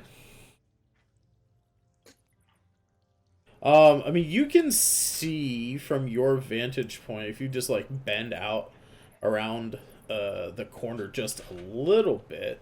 I think if David can see from where he is, I'm pretty sure Damu, you can see from where you are as well. I'll just so that Flav, so that you can also see. I'm gonna move your character over. Oops, I didn't mean to do that. Sorry. Just so you can see what I'm talking about here. You guys see further on in the chamber, you guys can see some lizard folk guys here. They do not look like your typical guards. So these guys right here, right, they're like right around the corner from you guys. They do not look like your typical guards. They do have spears, just really shittily made spears, like flint rock tipped spears, kind of loosely lashed together with what looks like maybe seaweed or something. Like, they don't look like the best weapons. They're not wearing armor or anything like that. They look like they're just wearing, like, commoners' clothes. They're not super bulky, you know. If they're good at fighting, they're probably more nimble and acrobatic in their fighting style instead of brute force. But beyond these guys who don't look like the best of guards, who mentioned guarding the trash chute. So this is probably like they just dump any refuse and it goes down the stream here. We just waded through a shit tube, is what you're telling me. I'm okay with that. Maybe not. I don't know. I didn't say shit. I said garbage. I didn't say toilet. I'm okay with that. Either way. Of course you would be. But beyond that, you see there's an island, sort of, in the middle of a larger cavern. There's a column here. but you can see there's a table, like a rickety old shoddily made table with some tools on it. You can't quite make out what's on the table, but there looks to be like maybe some ritual items on there. You can see another lizard guy here with a spear and another guy here with a spear, and you see a lizard folk here who's holding some sort of scepter. It's got like some feathers hanging off of it, like a skull of a small animal lashed to the top of it, and they themselves are adorned with some feather and some teeth on a necklace. They look to be maybe a druid or a shaman, some sort of religious figure, you would think, a leader of sorts. And they have what look to be severely injured goblins chained up between two columns in this cave, very close to a bonfire. If anybody wants to make some sort of... Are any of them female? You can make a nature check to see if you can figure out if any of them are female. Anybody who would want to make a religion or maybe a history check to see what's going on, feel free to do that. 6 nature, yeah, you know. Survival of the survival is not going to get you anything. The nature, you would know enough about lizards in general, is that sexing them is not generally something you can do just by looking at them from a distance. They don't really have standard, mammalian. You meant the goblins. Also, with a 6, you can't quite tell if any of the goblins are female. Can I roll a second one for the goblins? If you want to make a second one for the goblins, feel free. This can't be good. Damu with a 21 in religion. 14. Yeah, one of the goblins is female. With a 21 in religion. You know enough about lizard folk culture. You know that they're typically on... Not to flex on you, I got a 23. Ooh. Well, then both of you know. Yeah. You know that lizard folk are generally considered to be... like true neutral, like as neutral can be. They typically don't have any concept of good or evil in the way other cultures have a concept of good and evil. Some other like outside viewers might consider them to be evil because they do eat like humanoid creatures. Like they're carnivorous. They will eat like goblins. They'll eat humans, elves, whatever. They'll even eat other tribes of lizard folk, if they get into wars or whatever, right? They are opportunistic hunters. So in a case where they come in contact with a rival tribe, whoever gets wiped out, they will eat those people. They won't like bury the dead typically. Like I said, true neutral. If they kill something, they will use the whole thing. They don't just go out. They're not like orcs, that go out and murder for fun, right? They do have a kind of concept of a society. You would know that much. As well. They typically don't have like a standard family unit. They're not going to have like moms and dads who take care of their little kids, right? They kind of have like brood sort of not patches, that's not the wrong word, but like they're like broods, right? Like they have a sort of mating time, and they'll all like, you know, pair up. Even if they mate for life, some tribes will mate for life, they still don't have like a standard mother father children dynamic, right? All the children are kind of the hatchlings kind of all hatch around the same time of the year. They're all raised by the tribe.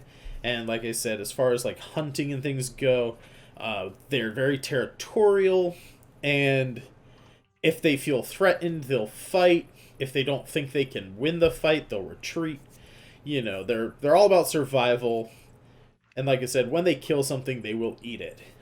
These specific ones look like they're performing some kind of religious ritual to the celestial dragons, as all reptiloid creatures in this world, be they lizard folk, dragonborn, turtles, or whatever, they typically worship the great celestial dragons.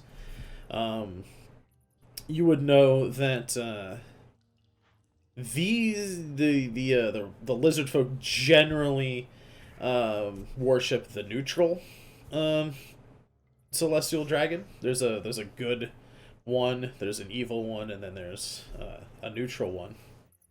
They typically worship the neutral goddess of the hunt, who tries and as far as like the religion goes, right? The good celestial dragon and the evil celestial dragon are constantly flying around in the most outer shell of the multiverse. So if you think of like an onion, and the material plane is at the core, and then the outer planes where the hells are, and the various versions of the heavens, you know, like Elysium and Avernus and all those places, they're kind of like the outer good layer of an onion.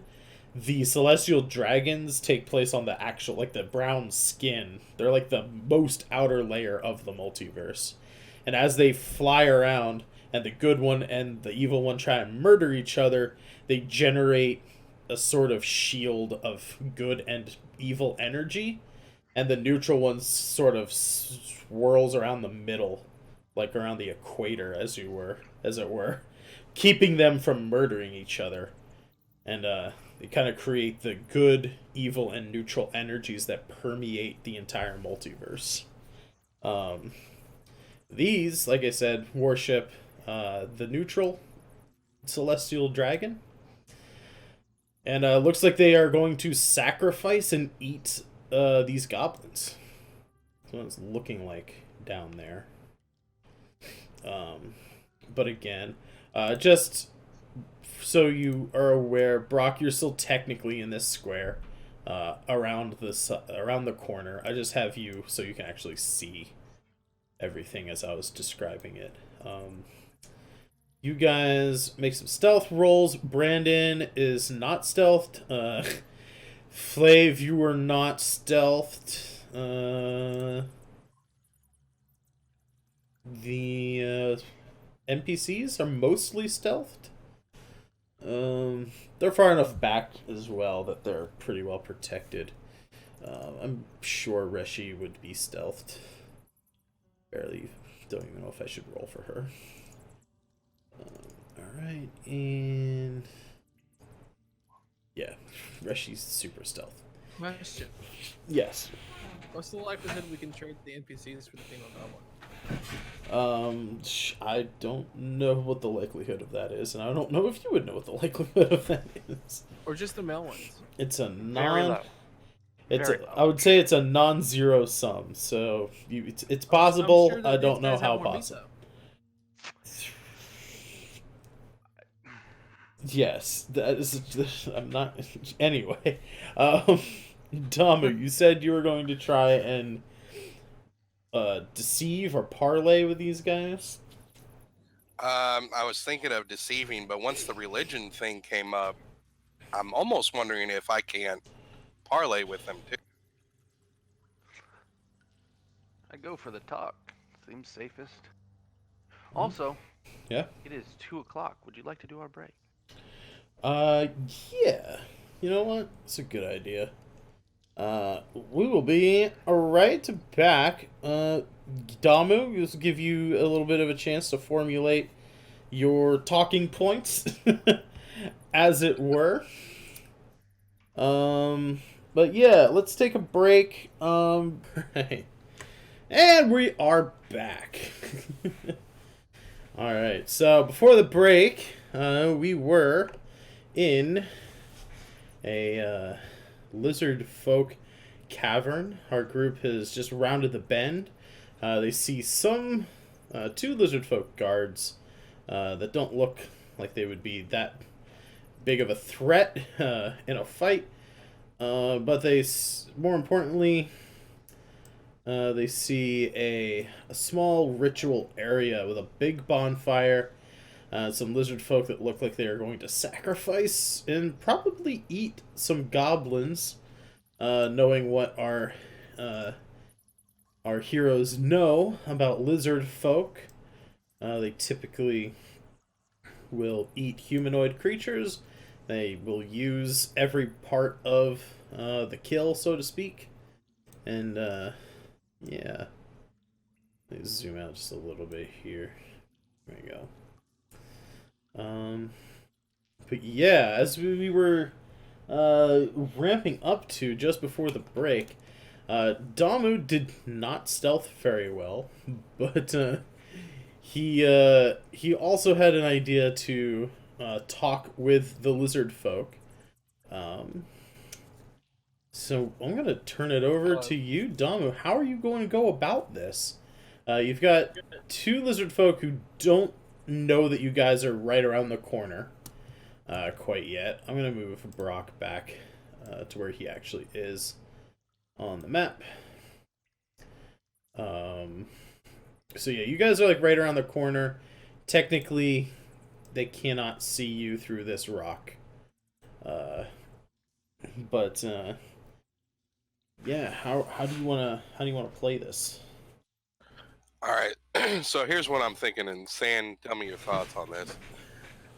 I'm thinking. No, I'm willing to take the back seat all on this, man. Go for it. You got a plan, hit it. I'm thinking I'm gonna speak in Draconic, and I'm gonna kind of not really holler out, but enough to where that first lizard guy can hear us, and say something along the lines of, "Hey, I was sent down to clean the garbage chute, and I got stuck. Can you come help me?" Or something along those lines. My only bit on that is what happens when you're not a lizard folk. Then we kill him. Okay. Or, hear me out here. Okay. We just say, in Draconic, we are not a threat. We would like to speak. Not a bad idea. I think either way, once I speak to them, it's either going to go really well for us or it's going to go really bad for us. Right, like there's no in between. I am fully prepared to whip out the rifle and kill everyone in this room. That's the thing all it's up. But if we can get away with the not being in combat, seeing as we're pretty fucked up right now, that's where I'd like to be. Coming in with a chat from Viper, it says, "You guys cooking goblins? It smells good." Goblin. The other white meat. What if their meat would be white? All right, It'd be red. I'm gonna speak out in Draconic and tell that enough for that first lizard person to hear us, that we're not a threat and we would like to speak.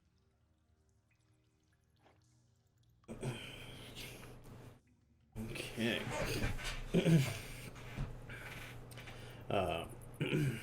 You hear, first thing you hear is voices. That's voices. And then the other ones, you hear some splashing, and then you hear the other ones say, "Be careful."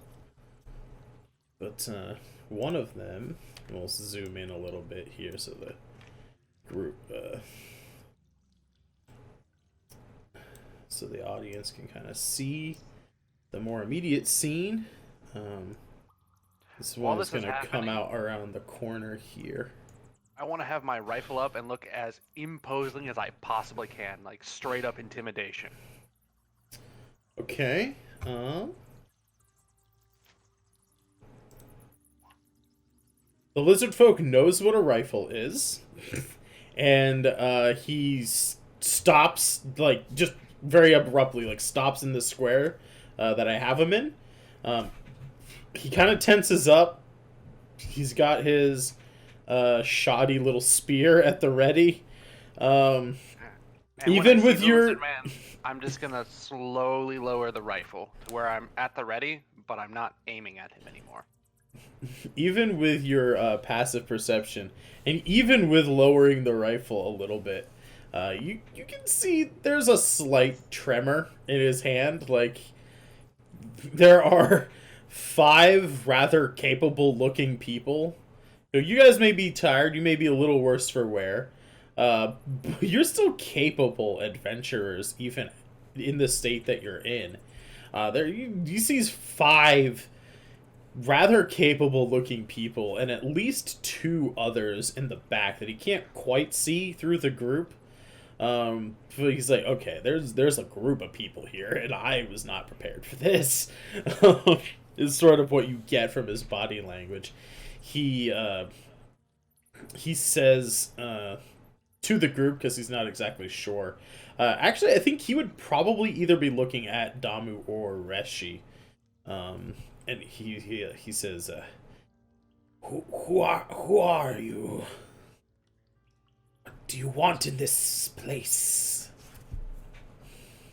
All right, I'm going to step forward a square. Okay. Womp.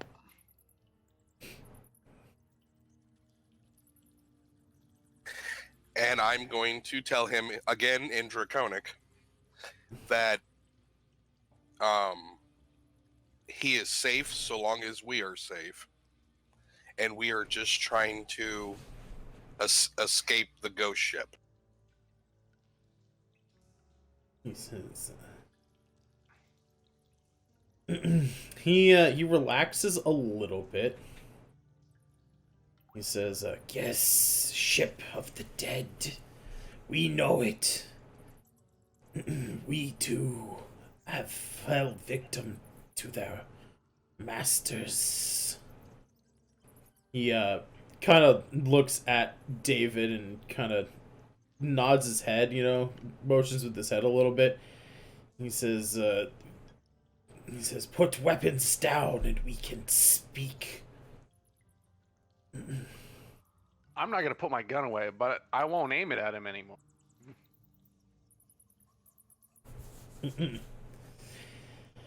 He continues to eye you cautiously.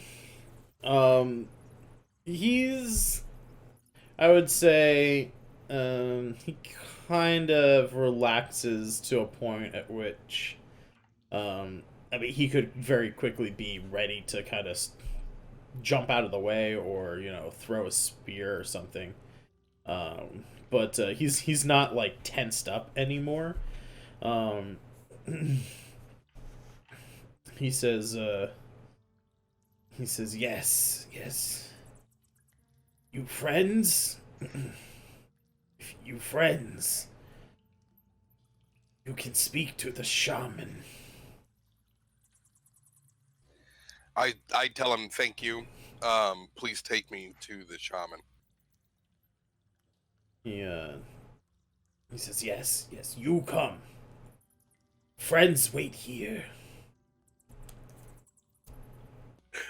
Here we go. I'm going to turn to Damu here and say very loudly, in common, regardless of if the other guy understands it or not, if you're not back within a reasonable amount of time, I'm killing everyone in that room.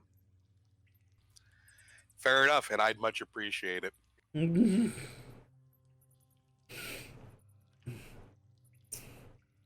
Alrighty. So if you guys want to move your characters up a little bit, I'm gonna stand right there, and I ain't gonna move a bit. That's fine. The guard leads Damu, I'll put you. You can be, at least there. If you want to move closer, feel free. Everybody else can. I'll put Flav up here. You guys are here. You guys can move closer if you wish. You don't have to.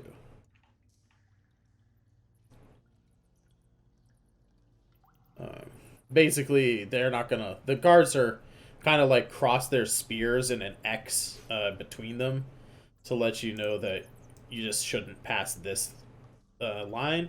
But if you want to move in any of these spaces, that's fine. Oh no, I'm at the ready, waiting for something to go wrong. Fair enough. So yeah, this guard's gonna like lead you up here.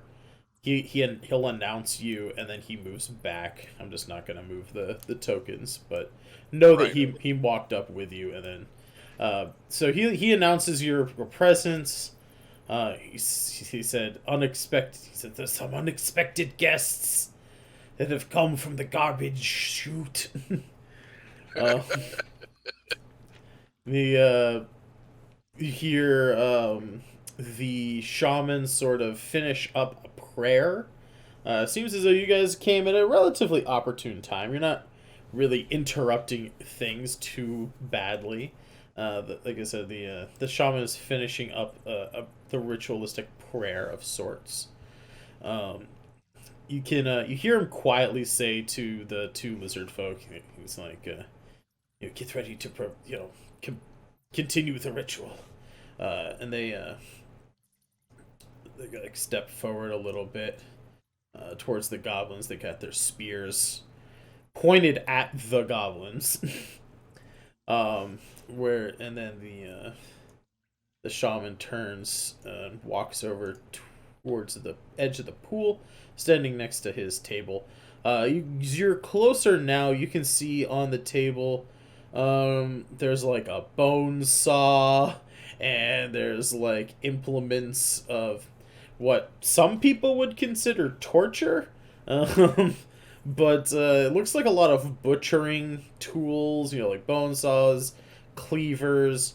There's also like a bowl of burning incense on the table.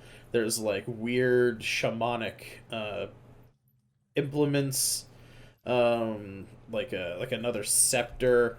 There's like some like feather, adornments, lots of like roots and twigs with berries on them, sort of druidic, shamanic sort of ritual items all adorning this table. I'm really glad we don't have a paladin in the group. Shit would go sideways, yeah. Yeah. Yeah, especially if they're like a classic lawful good paladin. It just Man, shows I should up. have played an evil paladin. Wrong god, motherfucker. Yeah. Starts killing everybody. So the shaman sets up to the side of his little bench here. He looks you up and down. He sort of takes you all in. You can kind of tell by his body language and stuff. He's like, okay, kind of looks like me. He's got a weird shell on his back, but kind of looks like me. Then he'll say, he's like, he says, who are you? Why have you come to our hideout?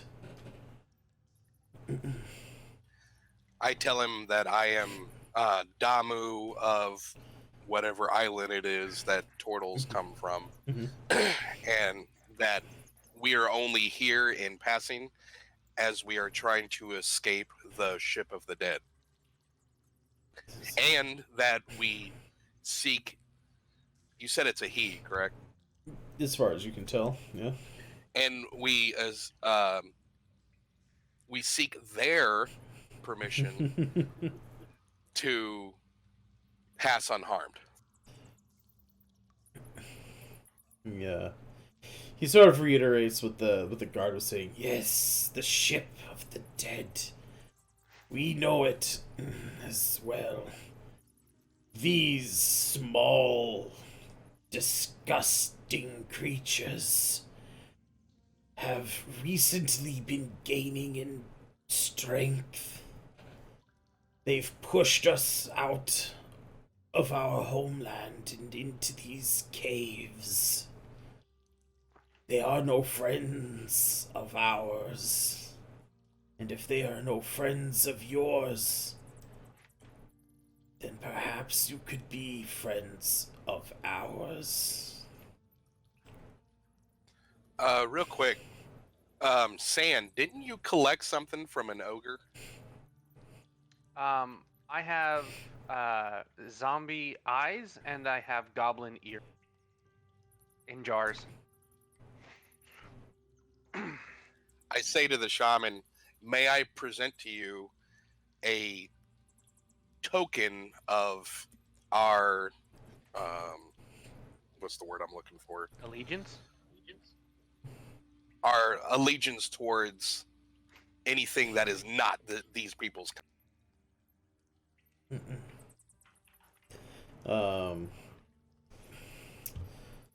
Shaman will take another step forward and he says, "You may present your gifts to me." All right, now can I go back and Yeah. grab that from? All right, so I go back, I grab the jar of goblin ears from Sand, and then I bring it to the. As you kind of go back, it does run across your mind as you were turning undead and things. There were a couple of lizard folk skeletons in the crew of that ship. They, you feared them, and they fell into the ocean, and they are, who knows where they are now. Probably They're in not a Threatsville. That's hanging out at the bottom of the sea. But you did notice a couple, like one or two lizard folk skeletons in that group. So it does seem like they they have also run afoul of these goblins who are being presumably led by that devil guy that you saw on the ship last week. So why are we not telling them that we destroyed the ship? because we you didn't didn't destroy the ship. You set it on fire. You didn't destroy it. Same difference. Not really. But yeah, what are you presenting him with? I'm presenting him with the jar of goblin ears. You hand him a jar. How many goblin ears were there, San? Four sets of ears. No, there's three, because I only managed to kill three. The fourth goblin got away. Right. He takes the jar, kind of looks at, sees the ears floating in there, and he says, "Ah, yes. They say the enemy of my enemy is my friend." Alright, something to do. Fight my enemy where they are not. He takes the jar, he puts it on the table behind him. He says, "Your friends may pass through this cave." As he goes, kind of walks back around this table. He puts the jar on the table. He grabs some of the burning incense, and just before he's about to return to the rest of this ritual, he does turn back to you, Damu. He says, "We are about to feast. If your friends are tired and hungry, and you wish to form a more working alliance, you are free to join us in our bounty." and he turns back. He walks over to this group of goblins here, and he starts adorning them with some of the incense, you know, much like in a real fancy church service, you know, they'll like wave the incense at various things to like cleanse it or bless it in some fashion. And then he goes over here, does the same to these goblins. And those goblins look not happy. They're looking kind of scared. What do you think, Sans? should we stay for dinner? Like, if you guys Yes. want to stay for dinner, that's cool. I Is physically there cannot any way eat, we can convince so- them to give us the female goblin? I am not convincing the shaman to give you the female goblin, if that's what you're asking. No, not happening. Sorry. Yeah, I don't think Reshi would do that either. Like, there's nobody here who's all for that one. We'll get you some when we get back to town. We ain't going that route. I Well, would like to. I was thinking if we made camp here, that's just extra people that are helping guard us so that we can actually get a full night's sleep, you know. This is Unless they true. turn on us. Well- I'm fine with it. It seems the safest option, and forming an alliance with these lizard folk seems good as it is now. I would like to assist, seeing as goblin probably tastes like raw asshole. I am going to use prestidigitation as stealthily as I can on our food to make it tolerable to eat. Word. I mean, I think you guys still have like trail rations and stuff. Yeah, I just assume that I they want would. to see some of the goblin. It doesn't seem that way. He offered you, if you are, you know, hungry, they will allow you, like, they'll share their food with you. Again, these guys are neutral. They're not, they don't have, like, the same set of, like, values and morals and stuff like that. When the commoners, like, they're like, no, I could not bring myself to eat a goblin. And the shaman does not seem to take offense to that at all. He says, you know, you are welcome. He basically says, you're welcome to, you know, set up camp in the caves. If you wish, a spot here, to kind of call your own, as it were. There's like a little bit of an inset to the cave over here.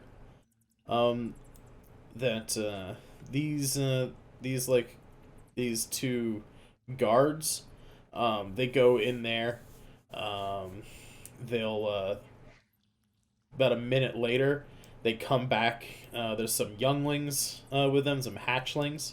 They take them over to another part of the cave.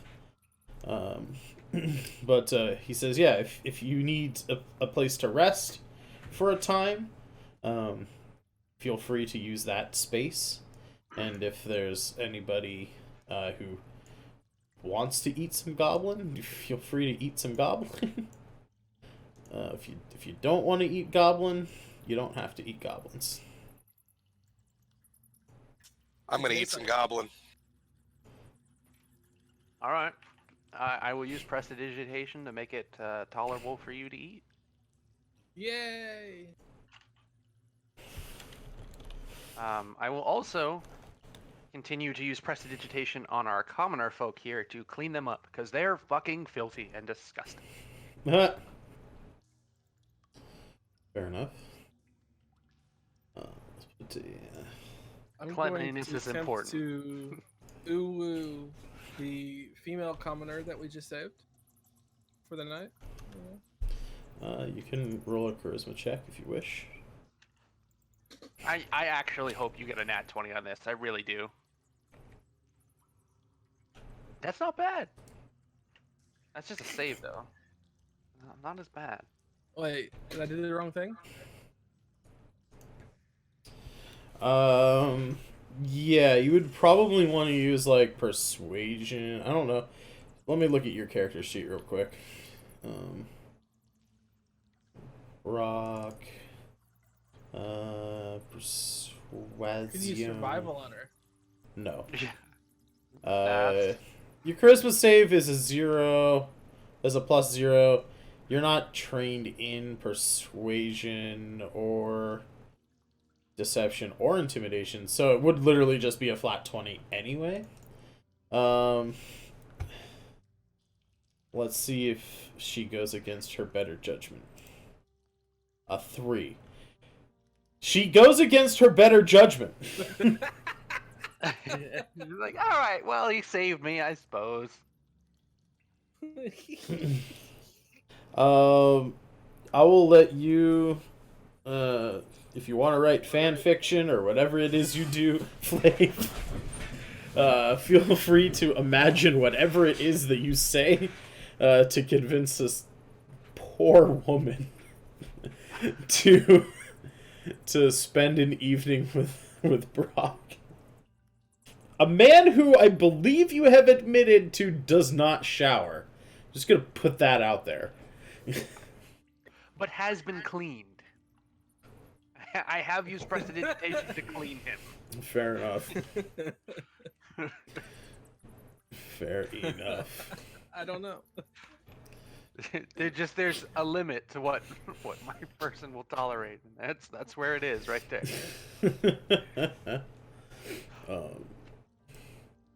Let's go over here. All of a Which sudden woman in the is he background, ruining? Careless whisper. So over here, this lady, this orange token. Oh Little god. elf girl. Yeah. Sorry. Oops. Come on now. Keep using the wrong fucking keyboard. So if I zoom in here so that maybe the audience can see. Yeah, this is it's a female elf. The other one, the kind of yellow-looking dude, is a male elf. The one who's right next to him is a male human, and the one kind of up there is a male dwarf.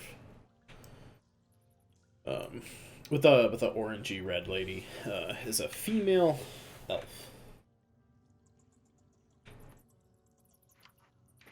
So, San, I think for safety reasons, somebody should not rest for the evening in case I can handle it. I'm not going to regain cool. anything important. I just won't be able to cast anything but cantrips, and my rifle is as good as any cantrip. Righteous. So Because I'm even though they are true neutral, they're opportunists, and us sleeping would be a hell of an opportunity. I'm going to stay up here. I'm gonna stay Back up all the night whole anyways. I will straight up take a point of exhaustion to have a full-on sentry action going on. Okay. I'm going to sleep. Me too. So let's see here. You will have disadvantage on ability checks. So that's basically skill checks, or any unclassified. I would just assume that as a whole, I had disadvantage now. I don't think you actually would have disadvantage on attacks. Yeah. Disadvantage on attack rolls and saving throws is at 3rd level of exhaustion. Okay, well that's not the worst. Yeah. Ability checks are like legitimately just like generic strength, wisdom checks or skills. Because the way skills work in 5th edition, I know it's easier just to say make an acrobatics check, make a stealth, sleight of hand check or whatever, right? Technically, what I should be saying is make a dexterity acrobatics check. Saying it's a dexterity ability check. If you have proficiency in acrobatics, you add that, right? I could say make a strength acrobatics check. I could, if it applied, I could say make an intelligence acrobatics check, right? So skills, like your proficiency in skills, are technically just boosting ability checks in 5th edition. It's kind of weird, but that's how it works.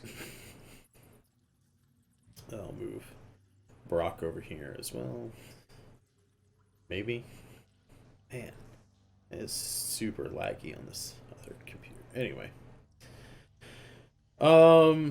So yeah, you guys can start your rest. Are you going to attempt a long rest or a short rest?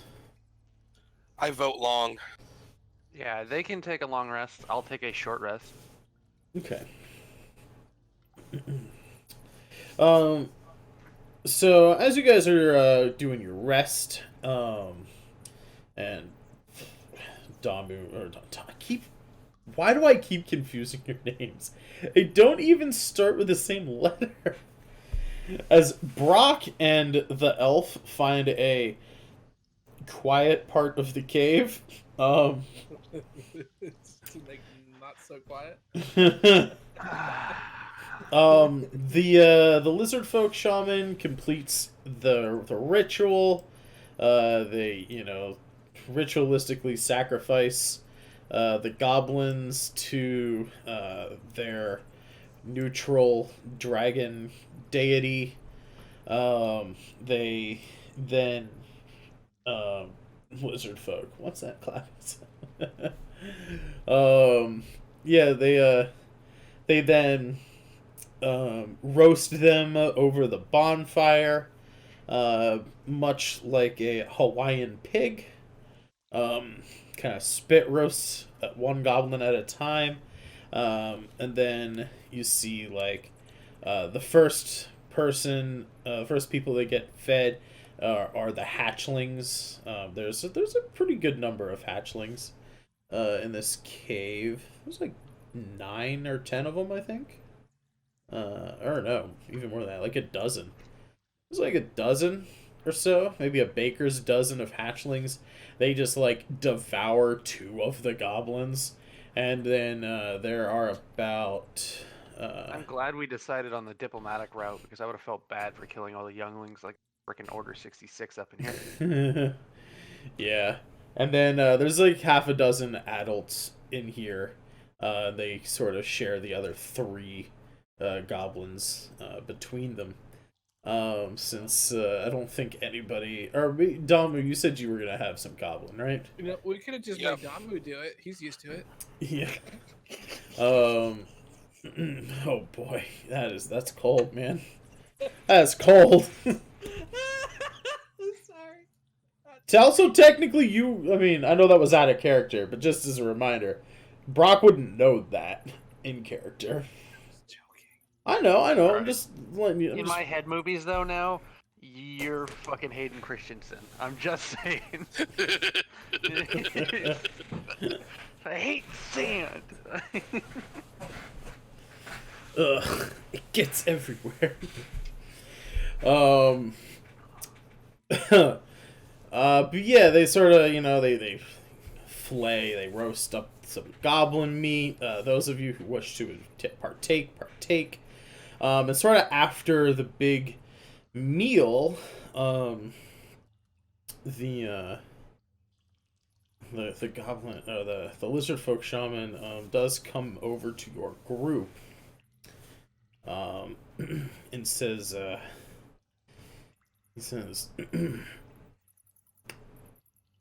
having seen your offering to our tribe, I would make an offer in return. He says, these little annoying creatures and their larger, hairier companions have recently forced us out of our lands and underground. They use our own dead against us, raising their skeletons as undead fighters in their legion.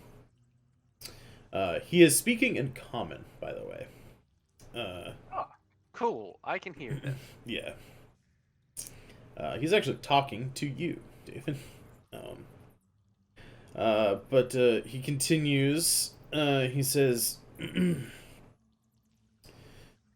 "We want our lands back, our ancestral hunting grounds."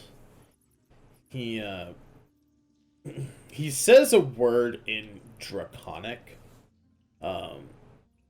You're not entirely sure what it means, but you think he's referring to what the humanoid, like the Rin folk, call the Black Reach.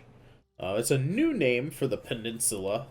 If we take you guys back to the main map real quick. So the peninsula here with a skull at the end of it has recently been called the Black Reach due to the kind of, I don't want to say resurgence, because they weren't there before, but with the emergence, that's the word, of the undead. The skull-shaped rock was always there, but the undead actually have only been a more recent thing in the past month and a half. Really, ever since the goblins became like a more than just a minor annoyance. So he says the name in Draconic is what they refer to this area. But you kind of get the sense that this sort of peninsula is like their land, and when he refers to having driven them out, he very specifically talks about this area here. He describes it. I'm not going to use the voice because it kind of hurts my throat. Not going to lie. He describes it. There was an old human-built kind of fort that they had taken over at one point when the humans tried to kind of encroach upon their land and settle it. They, Like the case we are. and the lizard folk were, he explains, that they're just very, it's their territory, and so they, reclaimed their territory, but with the goblins sort of organizing and getting help from, he says, the red one with wings, basically, is how he refers to that devil guy that you saw on the ship. Organizing, getting help from him and the undead, they've just become a force too powerful for the tribes of lizard folk to really fight against, especially, when they raid their, burial grounds and things like that. They, using their own dead against them, much like they used your own dead against you as well. So let's we'll go back to the cave here real quick. But he'll continue. He says, my proposal is this. My peoples will form an alliance with your people. He says, I know that there are settlements of your kind. He kind of motions past you into the cave. There's a human, and there's an elf, there's a dwarf, right? There's a basically one of every one of the main races in here, There's a dragonborn, an elf, a dwarf, and a human. And here's two dwarves, actually. Two elves. Turtles and Azamar are a little bit more rare, and Warforged are, super rare. But he says, I know that there are more settlements to the west. He says,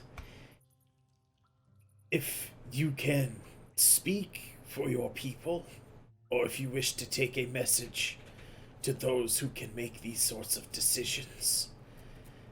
He says, I might be able to get the other tribes of lizard folk to align with your people so that we may take back the Black Reach from the goblins.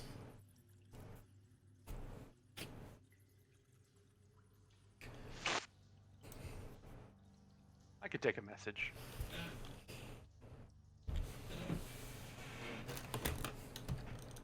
I'm not willing to speak for all of these people.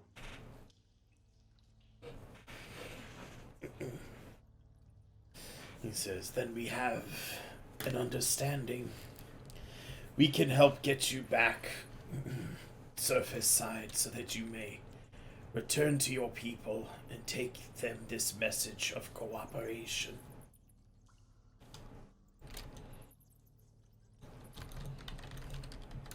Well, this worked out really well for us.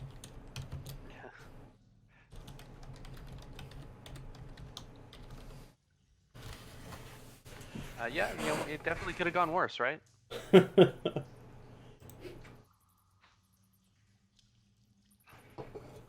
It could have. Could have indeed. He'll say, rest well. We will leave in a few hours' time. And if there's anything that you wish to speak with me about, he says, do not hesitate to ask. Yeah. He says, kind of like bows a little bit. He's very awkward in it. He doesn't feel like this is like one of their customs, but maybe he's like seen some of the Rin kind, you know, like an elf or someone bow. Elves in my game are very loosely mix of East Asian and ancient Greek cultures. I know it's a weird fusion, but they will have sort of like the they often bow and things, right, as like a sign of Respect and or yeah, understanding. that's the one, respect.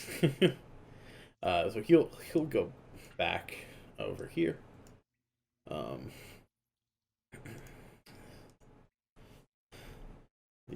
goblins are gone.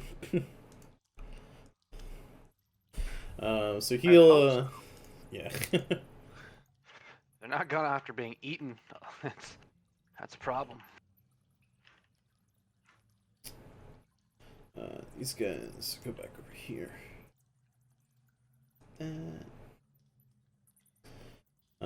You see the shaman kind of, he goes around the corner, sort of. There's like a chamber along the northern wall, like northeastern part. You also know that is where the they took the hatchlings. Basically, if you follow along this, wall here, around a corner, there's like some space over this way. These two stand guard because now they're like, well, shit, things can come up from over here, so they'll stand guard. They stand sort of facing like this, you know, like in a crisscross. Like this guy's like looking over to towards that wall, and this guy's kind of looking over here like this, so that they're more paying attention to what's over here, but they're not fully turning their backs on you guys. They don't look like they're guarding you though. They're definitely like, there could be shit that comes up here. Like, they hadn't considered that before. We have opened a new possibility of getting fucked up. Yeah. That's what you're telling me? Yeah. Well, because, like, you saw from going, when you got down there, right? That the cave opening into the ocean is, like, pretty far below the surface of the water. Like, if you don't swim down, you know, if you don't do like a deep dive, like 20, 25, 30 feet down, like you're not gonna see the cave opening, you know, to like go out to the sea. So like from just standing at the base of that little river, you'd see like the little shelf that, you know, was like little dry land, and you see the little pond. And they're like, okay, this is a dead end, and you know, or whatever, right? Not even thinking that there could be like an outlet in the water. You know, they're not that intelligent to know enough Well, yeah, they about probably didn't physics and fucking stuff. actually map it. They were just there. Yeah. This also seems like pretty ramshackle, right? Like there's no permanent dwellings down here. There's like some lean-tos, some very loose like cargo around that, you know, it very much looks like they have been forced out of where their actual established home is, and this is like mostly like what they could grab as they were retreating, you know. This is also very small for a lizard folk tribe. This is maybe a third to a quarter of the size of what you would normally find like in an established tribe. So whether they were scattered, or if they lost 60 to 75% of their people, you're not quite sure. But yeah, there's definitely like a lot less here than what you would think if this was like their actual home, you know.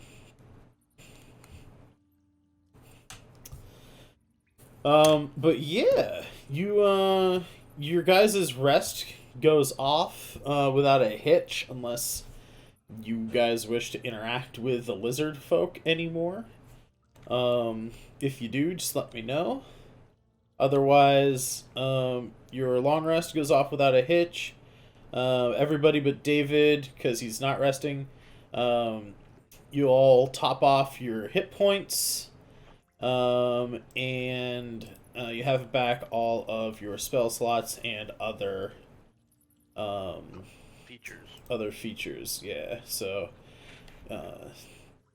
Damu, you get your channel divinities back and any spell slots. Brock, you get your wild shapes back and any spell slots. I don't think Reshi's used any of her keys. She gets her breath back, and Layla would get back her healing hands stuff. Yeah. So before we leave, or even during the trek, I suppose, through the caves, if there's any last minute questions you guys want to ask from the lizard folk, now is your chance. What kind of statues can they make? 5.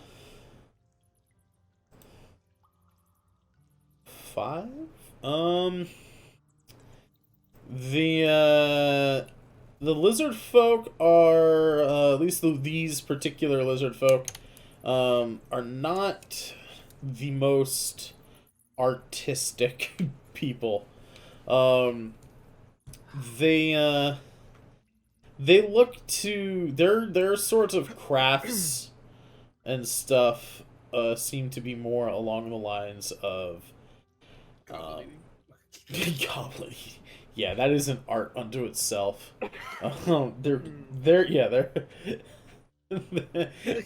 Their skills are culinary. That's what their art is. No, I was gonna say it's like more like taking bones and making jewelry out of bones and teeth and fangs and claws, skulls, things like that. There's not a lot of, what I'll say is like not a lot of manipulation of those items as far as like, you don't think that they would. To me, what I should sculpt.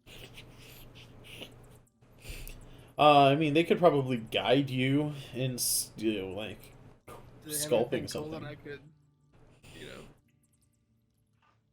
know. I mean, they've spent their entire lives in the swamp, so if you wanted to go to that website I showed you where you can like organize monsters by place, I mean, you could like literally like any of those monsters, they could tell you, like describe to you what it looks like and help you carve a statuette of one of those beasts.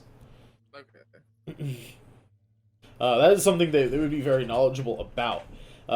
Lizard folk are like one of the like best hunters. Like as far as like when you're making generalities about an entire group of people, right? Like elves, really good hunters in general, right? Lizard folk, also just very, very good hunters.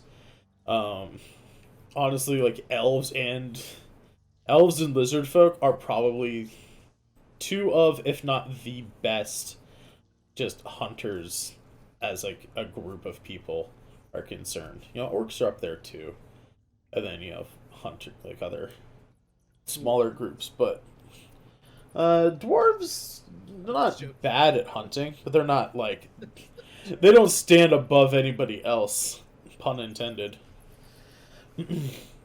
But yeah. You dirty son of a bitch. But yeah, the lizard folk could definitely like point out a like features of a specific beast if you're interested in it. If you take your time, look up a monster. If you want to do like a giant toad, I know we talked about that. You can like swallow dudes.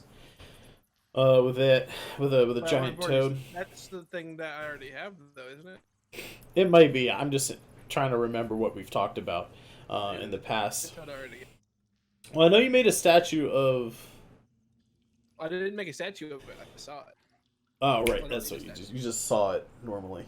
But yeah, if there's any other kind of creature, beast. When we come to it, if you want to like make a statue of it, just remind me that the lizard folk they'll give you advantage on your crafting check for it. But yeah, anything else you guys want to talk to the lizards about? Going once, going twice. Fuck them lizards. Or you fuck the lizards and have horrible abomination of children. I mean, No. No, let's think about this for a moment. I could ask them if maybe I could have one of the lady lizards, to commemorate this union between us. Yeah, I don't recommend it. I was gonna say they're already helping you out with the the statue thing. Like to help show their willingness to cooperate. We don't know enough about their culture to know if that would be deemed offensive to them. With a 2, the elven lady is like super offended. Oh, too bad I already got some. Wow. Just wow. What's your armor class? She smacks you in the face, but probably doesn't deal damage, because I didn't roll very high. The lizard folk do not want to give you one of their women. I'm not even going to roll for that. That's not something that would ever be possible. But you have ruined your chances for any future relations with that elven lady. I was gonna settle down with her too. Well, you should have thought about that before trying to fuck a lizard. Welcome to D&D. These were your options. You failed on every account. Yep. Alright, so back on the world map.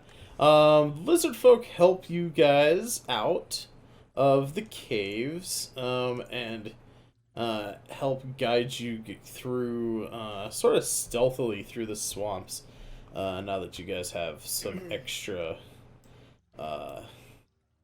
people to protect. So I will say that it still takes you another night or two before you arrive back in town. You have unfortunately lost all 5 horses. What? Damn. You left them on the cliff overlooking the ghost ship.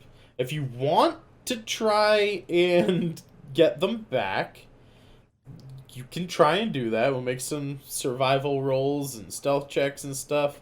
You know, you would be heading back into enemy territory, though, and you would be risking combat. So it's up to you. If you want to try and save the horses or not, you can always write them off. You know, a horse isn't super expensive. Probably yeah, I would vote we just pay for them. I was gonna say probably just come out of your reward. But I'm not, you know, I'm not trying to, you know, say you can't go get them if you don't want to try, or if you want to try. So just let me know. Otherwise, you guys spend about a day and a half getting back to the village of Asari.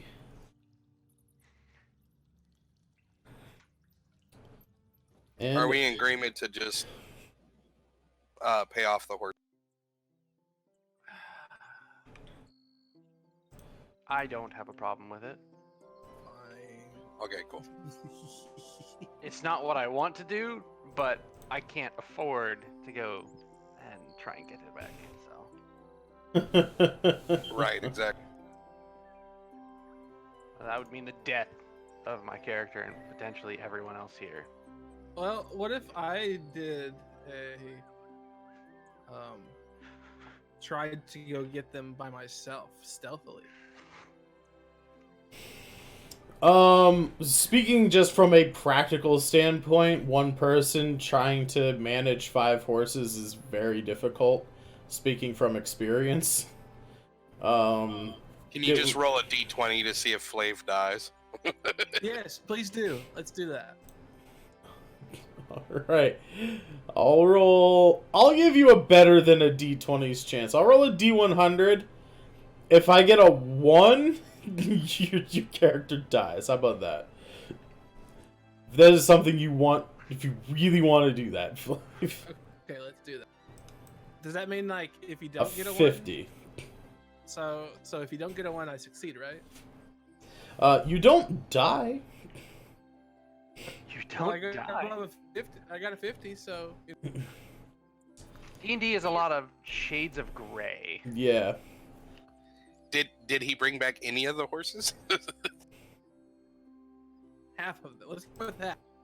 He brought back 1 horse. That would be mine. Fair enough.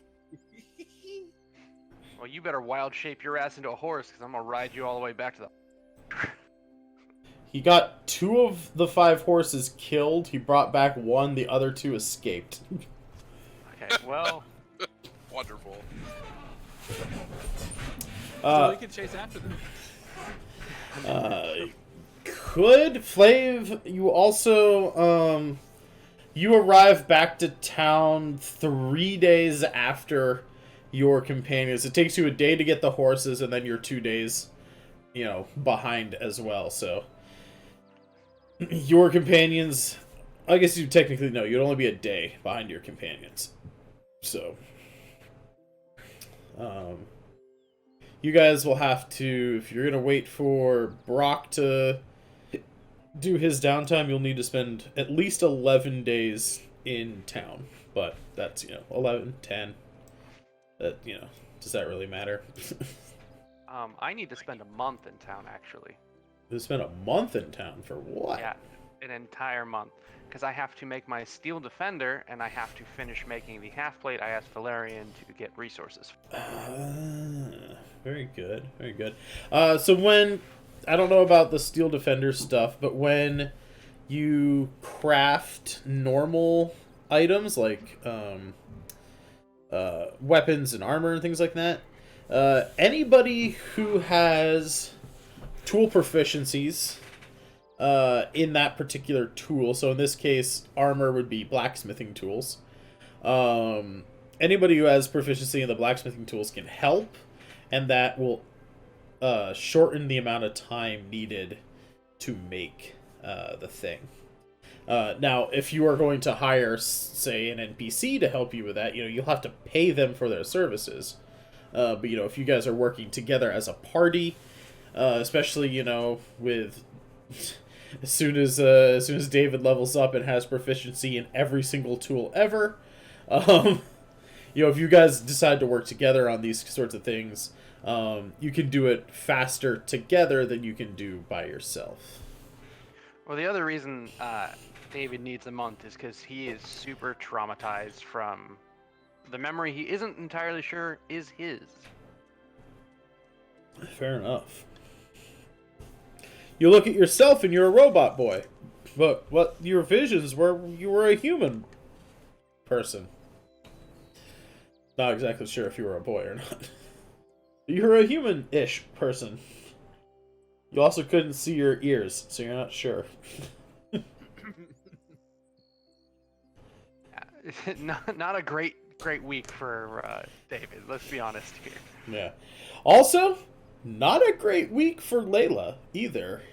I know Tactical's going to be stepping out of our game, but his character's backstory, was also pretty traumatic, with having seen a cadaver collector, scooping up her allies in the Great Minotaur War and just, impaling their bodies upon the spikes on its, on its carapace of its, robotic, spiked body. She was reliving all of that horrible stuff, so she's probably pretty traumatized as well. And she's just gonna, stay at the temple, do some healing and whatnot.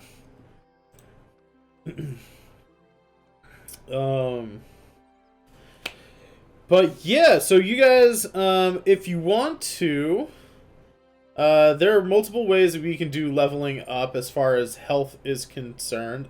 Multiple as in two. There are 2 ways you can do health. You can either take the average, so that would be a 4 for a 6-sided hit die, a 5 on a d8, a 6 on a d10, and a 7 on a d12, I believe. You can take the average, and then you add your Constitution modifier to that, and that's just add that to your total hit points. Or you can roll your hit dice and see if you can get higher than that. You also have the chance to roll lower than that. I roll you guys, like shit, so I'm gonna take the average. You guys can roll or take the average at every single level, so you don't have to make that choice in perpetuity. If you do decide to roll, there is a box in the middle of your sheet underneath the hit points and right above your attacks and spellcasting. There's a little box that says hit dice. You can literally just click the word hit dice. It will roll, and it should add your Constitution to it for you. Dice is d8 plus 1. I do believe that's literally the average for you. It's a 5 plus 1. It's literally, hey, well, bright side, you didn't get lower than the average, right? Yeah, I took the chance. And I applaud you for that, sir. I in my home game, I say home game, in my other off-stream group, we have a running joke, an inside joke. It's called Fonken syndrome. For those of you who have seen the comic book stuff that I write and draw, there's a little green mohawked gnome called Fonken Fandango. I played him. He was one of my first D&D characters, hence why he's now a comic book character. I know him very well. I played a campaign up to level 14 on that character. I rolled above a 2, on the die, twice the entire campaign. Every roll was either a 1 or a 2 on that guy. I believe get good scrub, right?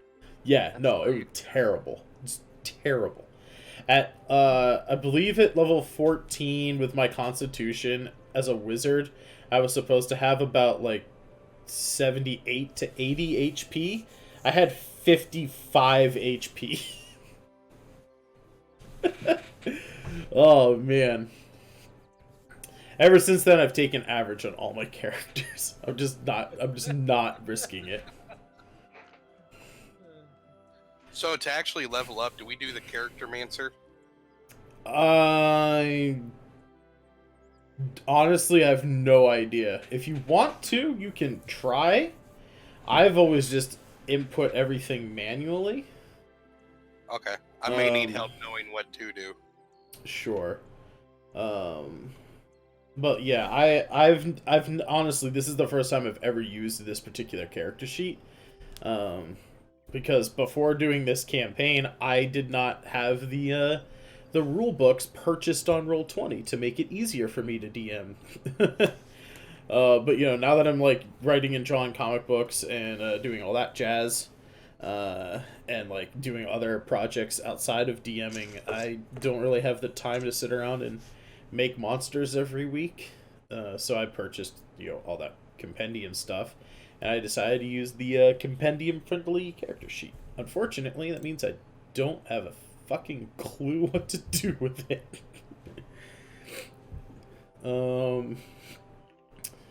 But level 3 cleric. Let me open up my character sheet here. Level 3 cleric. Welcome to beating the dog shit out of everything you see. Not really. Level 3 cleric, you actually don't gain any class features. You simply gain your level 2 spell slots. So you get 2 level 2 spell slots, and your level 1 spell slots go up to 4. So if I open up your character sheet here, yeah, you're on your spell slots. So yeah, you say spells total for first level spell slots, change that to a 4, and then for level 2s, you put both of those boxes up to level 2. You should be able to prepare more spells a day as well.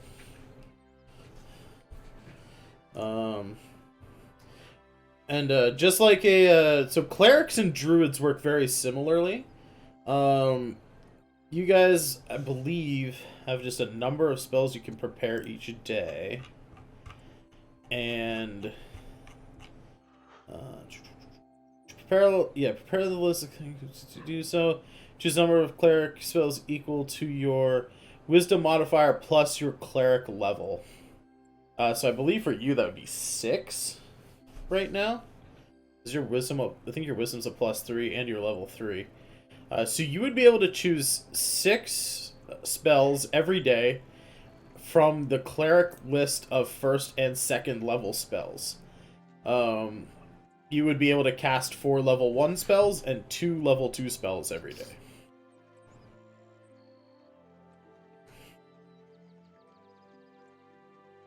But yeah, that is cleric. You get your HP, you get some extra spell slots.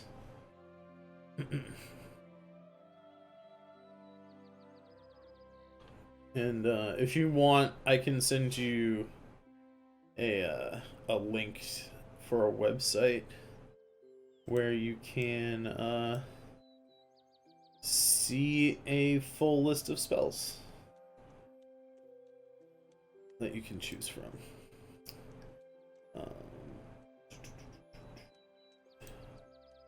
Yeah, that'd be cool.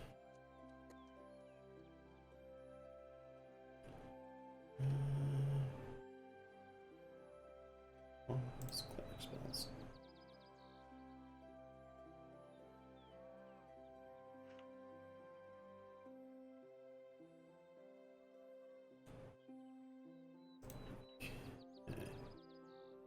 I'll actually send you 2 lists here.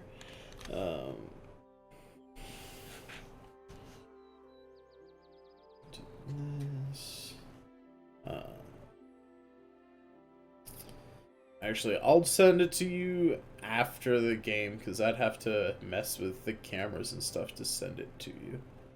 But I have 2 lists. One is a website on a wiki that you'd have to make a free account for. And the other one is literally just a list of spell names. But you could look those up in the compendium for the most part, to know what they do. So above the where you like go to your journal to like find your characters and stuff in Roll20, the little eye in a dark gray circle. If you click on that, you can like type in the name of spells, and you can like drag them to your character sheet and stuff. You can also click on them and open up a window that tells you what the spell does.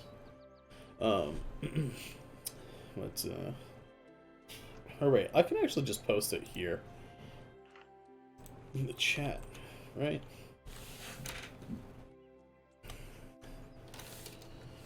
So if you go to that link, you'll have to make an account.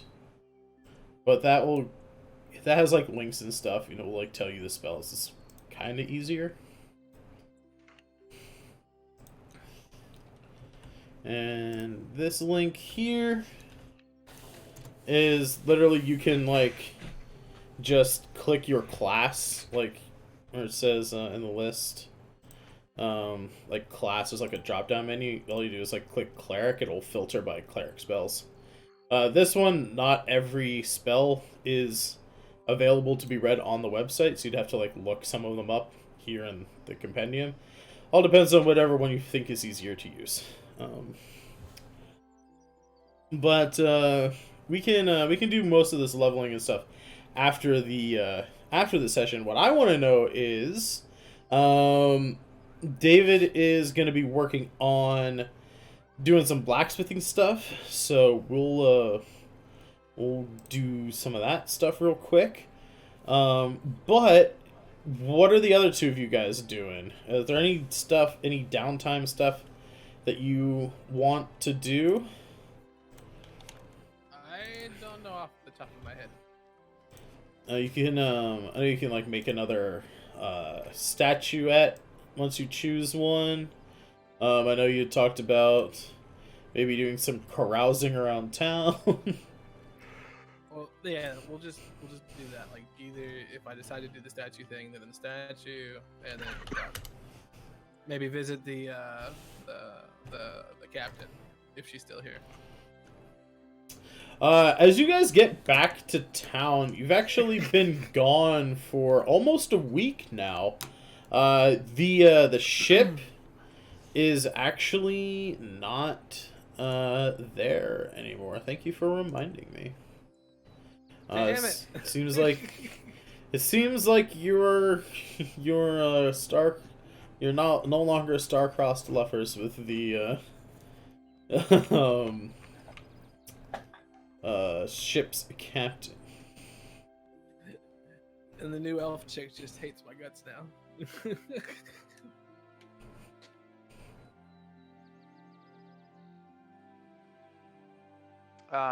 Yeah. Yeah, she does. She really, really does. You said you were trying to make half plate or a breastplate? Half plate. I had him gather the materials Right. before we went. So. Really? Wait. That's really expensive. Am I reading this correctly? 750 gold? Yeah.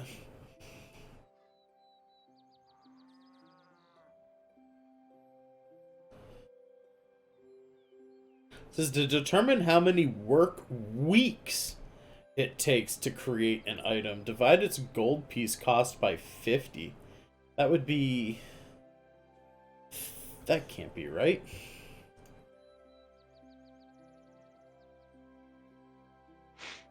Wait.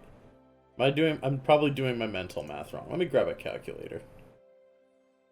Okay. Oops.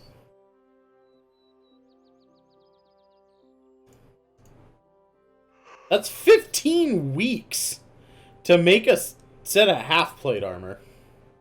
That's excessive. That's a long-ass time. Well, I guess I'm not gonna make half plate then. Well, you can get, if you want to get, what's his name to help you out, the elven blacksmith, That 7 would weeks. That would be actually reasonable. that would still be that would still be 7 weeks. I mean, that's a little bit over 2 months. Can I ask her name? Vestan. Can I ask Vestan to help? Because she would be able to do the leather bits and the the lining. leather worker. Yeah. This would be a 3-person job. Yeah, I would say max 3 people. You and fucking Falarian. Is that his name? Valerian Lowain. Yeah, Falarian and you can work together at the forge to make the metal bits. You know, one of you guys like heating up stuff, while the other one like hammers other parts, and Vestan can take care of the leather bits. So that would be 5 weeks of work. Yeah, so a month it would take basically that planning. On Yeah, anyway. I do believe. Let me double check on costs.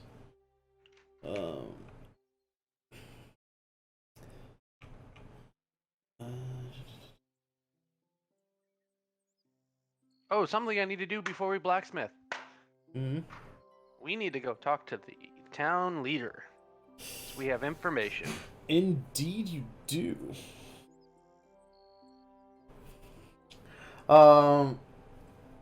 So you talk to the mayor. You walk up the wooded pathway here in town to the little house over here. You see like the little fancy rock with some runes carved in it. You don't think that the rock itself is magical, but it's a nice little adornment piece. And then the mayor lives up here in this house, sort of in the woods, off by himself. Do I have a character name for him? I do believe Mia Fennerell was the tavern keeper. She has a dwarven husband. Yeah. Oh,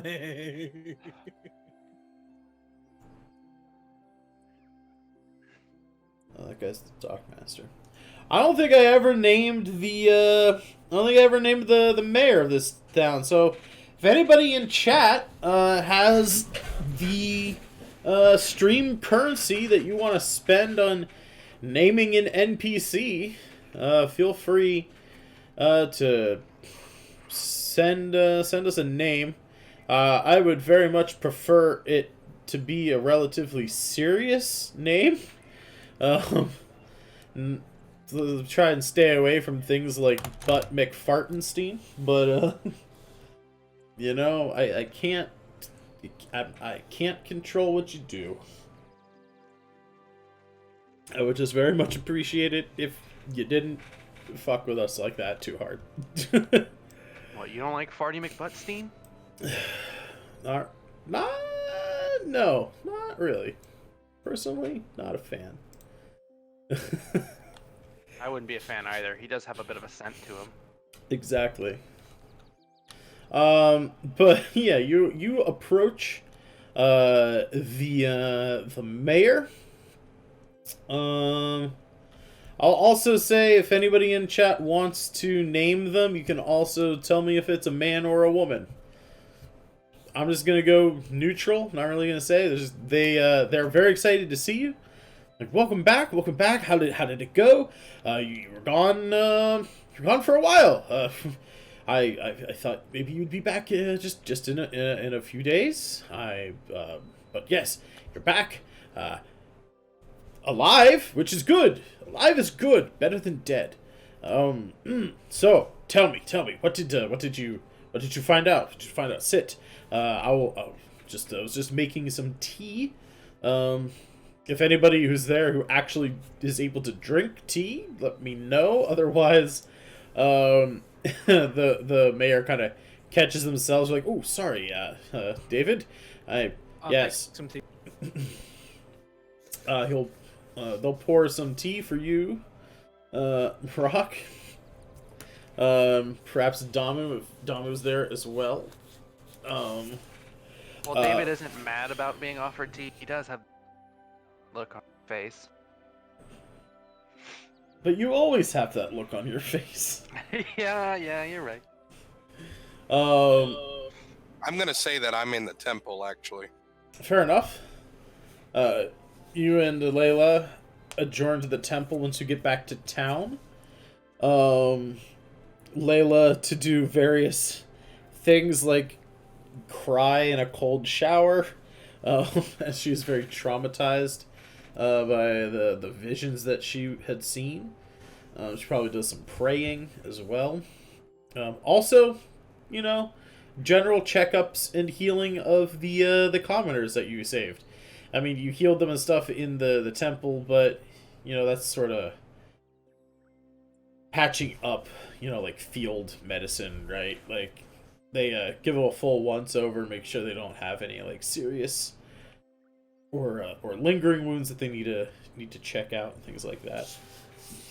But yes, at the mayor's abode. Careful on that foot, buddy. They yeah. I don't think I heard part of that. What was it? I said careful on that foot, buddy. So the one that we accidentally blew his ankle off. Yeah. Oh yeah. Mistakes were made, all right? You made them. But yeah, you sit around his little dining room table. The house isn't that extravagant or ornate. It's pretty much just your standard medieval style house with a thatch roof. They don't even have shingles on some of the roofs here quite yet. The ones more in the actual town portion do. The blue roofed buildings here have like shingles. But the yellow ones are just thatch roofs. And the mayor, it was very reserved, right? The fanciest part about the house is the rock outside in the sort of courtyard in front of his house. Just to kind of denote that, like, this is where the mayor lives. You also get the sense that he lives here because he's the mayor. Or she, again, don't know.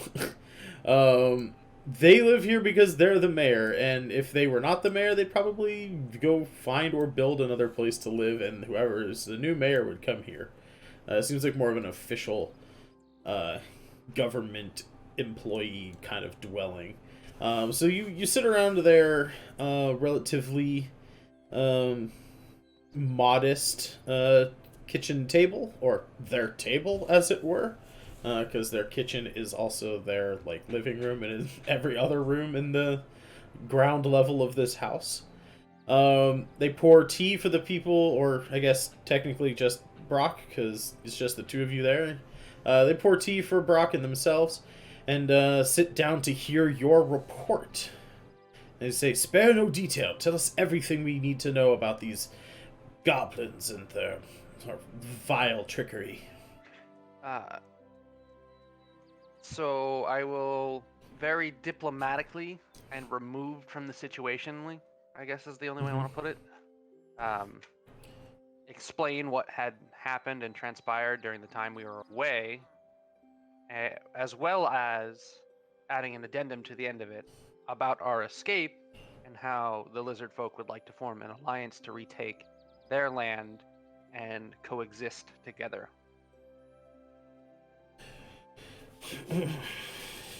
Yeah, so they, is there any, specific details you would like to mention?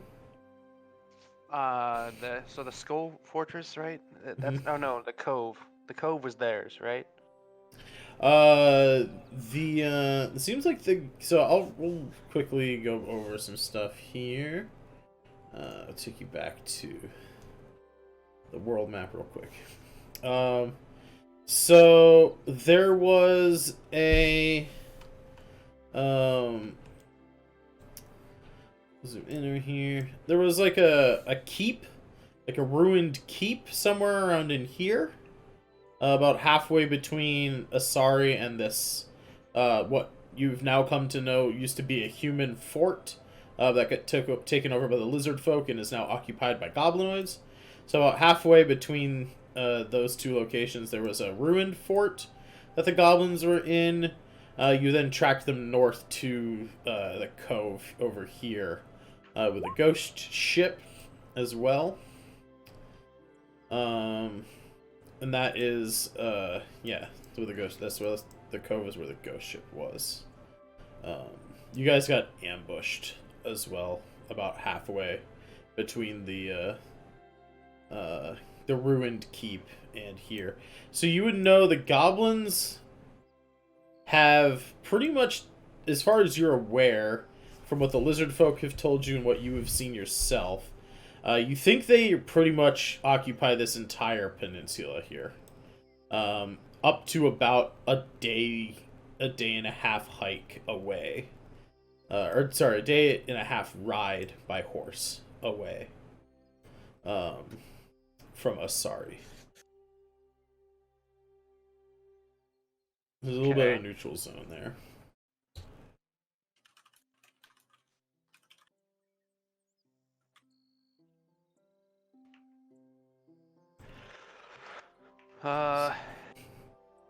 Yeah. So. Very troubling indeed. He says, I'd hoped that I hope they weren't so close to our fair little hamlet here. He says, this is also the first we've heard that they're working with the undead, and you mentioned a red-skinned person with wings, and the lizard folk wanted this is a lot of information to take in, I assure you, They kind of rub pinch the bridge of their nose a little bit, you know? They're just like, ha ha ha, whoa. I was not expecting this. Yeah. It was just like, oh, by the gods, this is... We don't even have our walls yet in the town, and the lumber mill is still not responding to our communique, and I would like to make a suggestion. Yes? I would like to suggest they team up with the lizardmen to help build the town, and then they give the lizardmen the area that they want after they help, so that it gets done faster. The mayor, so just like massaging like left hand to their temple, just sort of like massaging, like, you know, like the corner of their head, you know, right, like between the temple and the forehead, you know, that little ridge there, just like massaging it, and they're like, they look at you and they're like, you know, they'll eat people, right? I was like, but I don't know. It seems all so. He says, I'll consider the alliance. Consider the alliance. Certainly, the reports that we had heard before you went out and got this information, we definitely didn't know about this red-skinned person and the use of undead. We know they had raided a graveyard or two, but we thought they were perhaps just grave robbing. We didn't realize they were... Maybe not specifically inside the city. They could help build the walls, and then they could have a camp outside because they want a territory outside the city anyways. Well, that definitely is more amenable, in my opinion. I'll take that information to the town council, see if the town council is willing to ally themselves with the lizard folk. I certainly think it would be a good idea. I think. Maybe Brock should just become mayor and make decisions. I'll say I hope it's a good idea. I certainly don't think our militia would stand a chance against goblins and bugbears and the undead. It is, I mean, It's even... very unpleasant, I can tell you from experience. Well, yes, I mean, from the stories that you've told me about, I mean, even your group, I mean, your group is more capable than, like, any one of you is more capable than 3 of our men combined, and from what you've told us about the strength of the bugbears alone, I couldn't, I just feel like they would just tear through us, especially without our defenses. They would, and it would be very bloody. Better to have lizard men between you. This is very true. Very true. Yeah.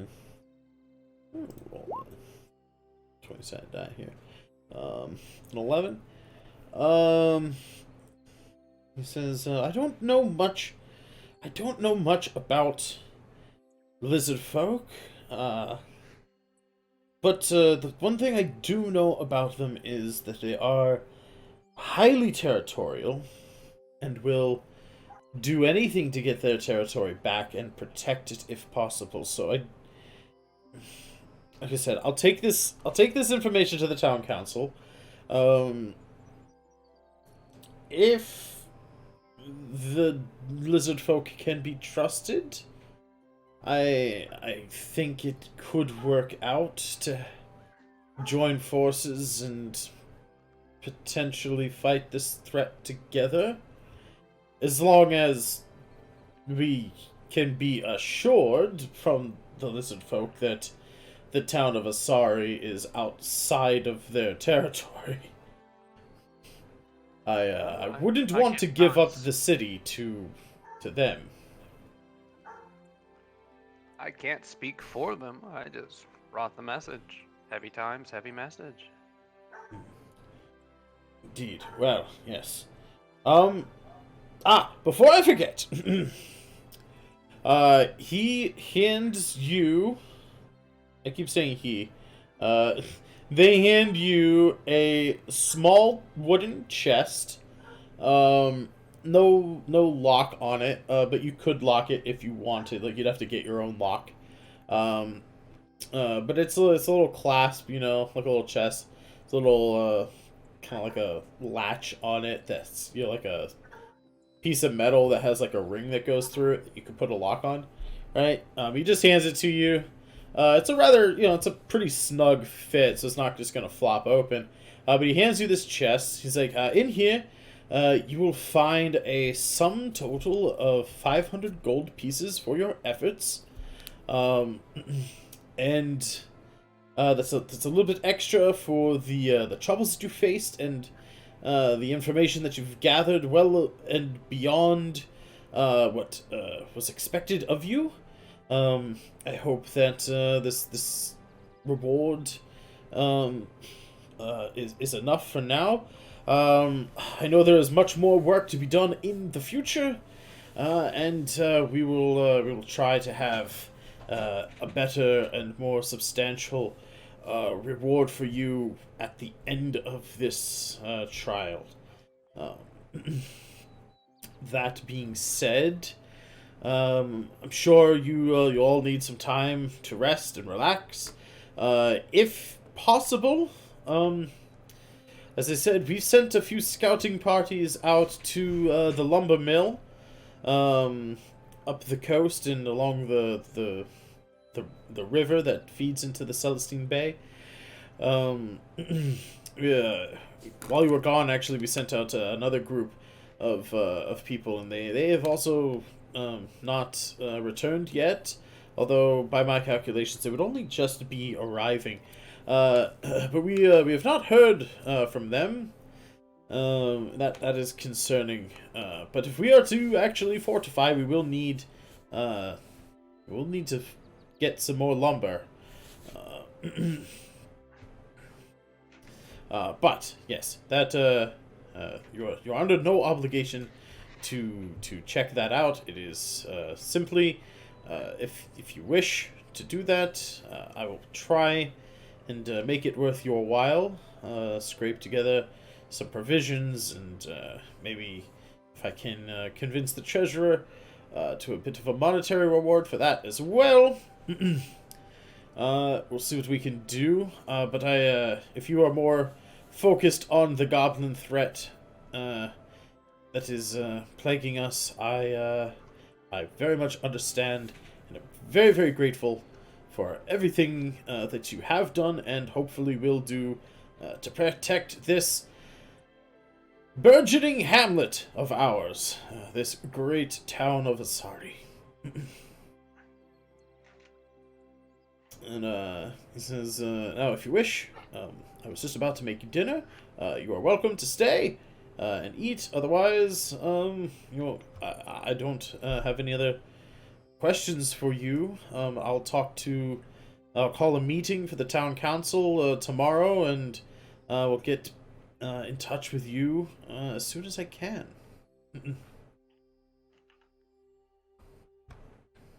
All right, it's understandable. We will be around town for at least the next month. We do need some time. We have some wounds that need to be healed. Yes. Rest, relax. If you need anything from me, or anything from anyone around town, do not hesitate to ask. I will put the word out on the street that you are favored citizens in the town of Asari. I can't guarantee that any businesses will give you discounts, but I will encourage everyone to treat you with the utmost respect and push you to the front of any line of work orders that may be there to help you out as much as you can. You are quickly becoming the town saviors and heroes here. In my brain, yeah, we are pretty rad. I mean, yeah, we are pretty cool. It's kind of our thing. Yeah, you know. That's our motto. That's our motto. Yeah, we're pretty rad. Yeah, you know, we kind of saved your asses pretty hardcore. Nothing to worry about.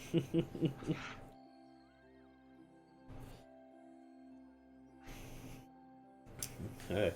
So yeah, you get your 500 gold coins to do with as you wish. Split them up amongst yourselves if you want. Hoard them all. Lie to your other companions who weren't there. I don't know what you want to do. But you have 500 gold as a reward for this. The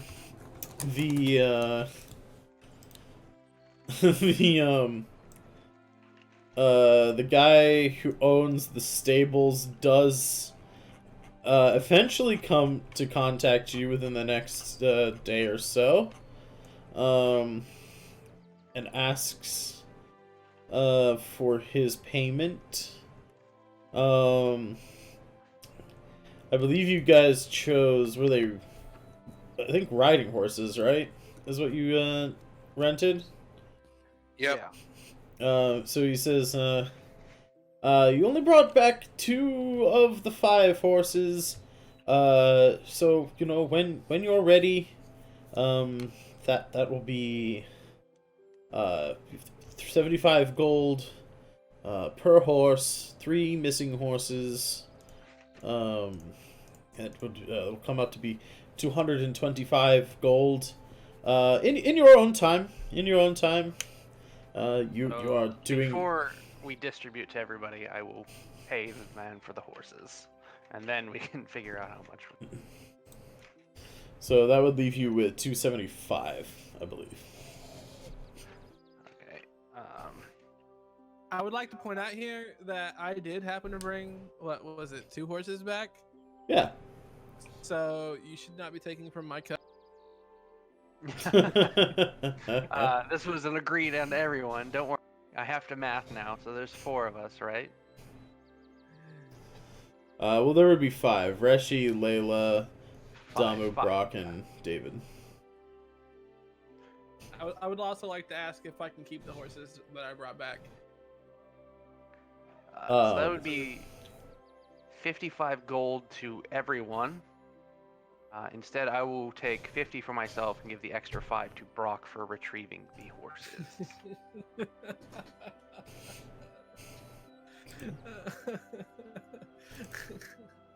No.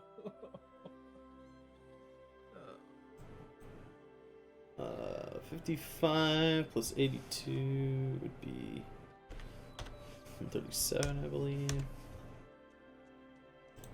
And Reshi, 79 plus 5 is 84. Alright.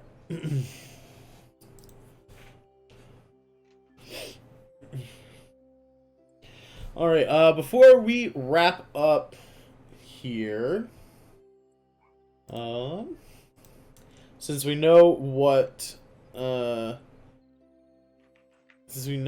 David is gonna be doing, Did Damu get any gold? yes, you That's- get 55. 55 for everyone. Okay, cool. Except for me. You're not taking money? I'm only getting 50. I gave my extra 5 gold there to the one who saved us 75 gold. 120. 150 150 gold, yeah. Yeah. Good old Thunder Cheeks, huh? Canon. That's canon. Brock is now Sad Thunder part Cheeks. is that I'm really not enjoying Druid, so. The legend of Thunder Cheeks will live on, whether or not you play him. So yeah, we know that David is going to be crafting some armor here. So before we close out the session for today, go ahead, David. Give me just a D6 roll. That's a 1, my dude. Why'd you need a d6 roll? What did I break? We all die. You at the end of your downtime activity, Okay. you've made your armor. And if anybody else has like some downtime stuff that they want to do, Flav and Abstracto, just shoot me a message in the Discord. We could talk about like what's available to you and all that kind of stuff. I also Um, want to talk to you about later. Yeah. I don't know if it changes your opinion, but I'm not making a half plate for myself or anyone in the party. I'm doing it as self-therapy. Yeah, no, that doesn't matter. Yeah. No, like on the crafting of it. I don't know. Still. My phone went off at the perfect time. So yeah, you just hear like you just hear some rumors in the tavern. You see some whispers. People seem to be a little suspicious of a magical robot working with Falarian on some like super fancy armor, like really expensive half plate armor that is apparently not going to be worn by one of the heroes. They find it a little suspicious, and yeah, you just hear some rumors kind of floating around. They're not exactly sure what that's all my about. intentions and stuff. Yeah, about your intentions and stuff.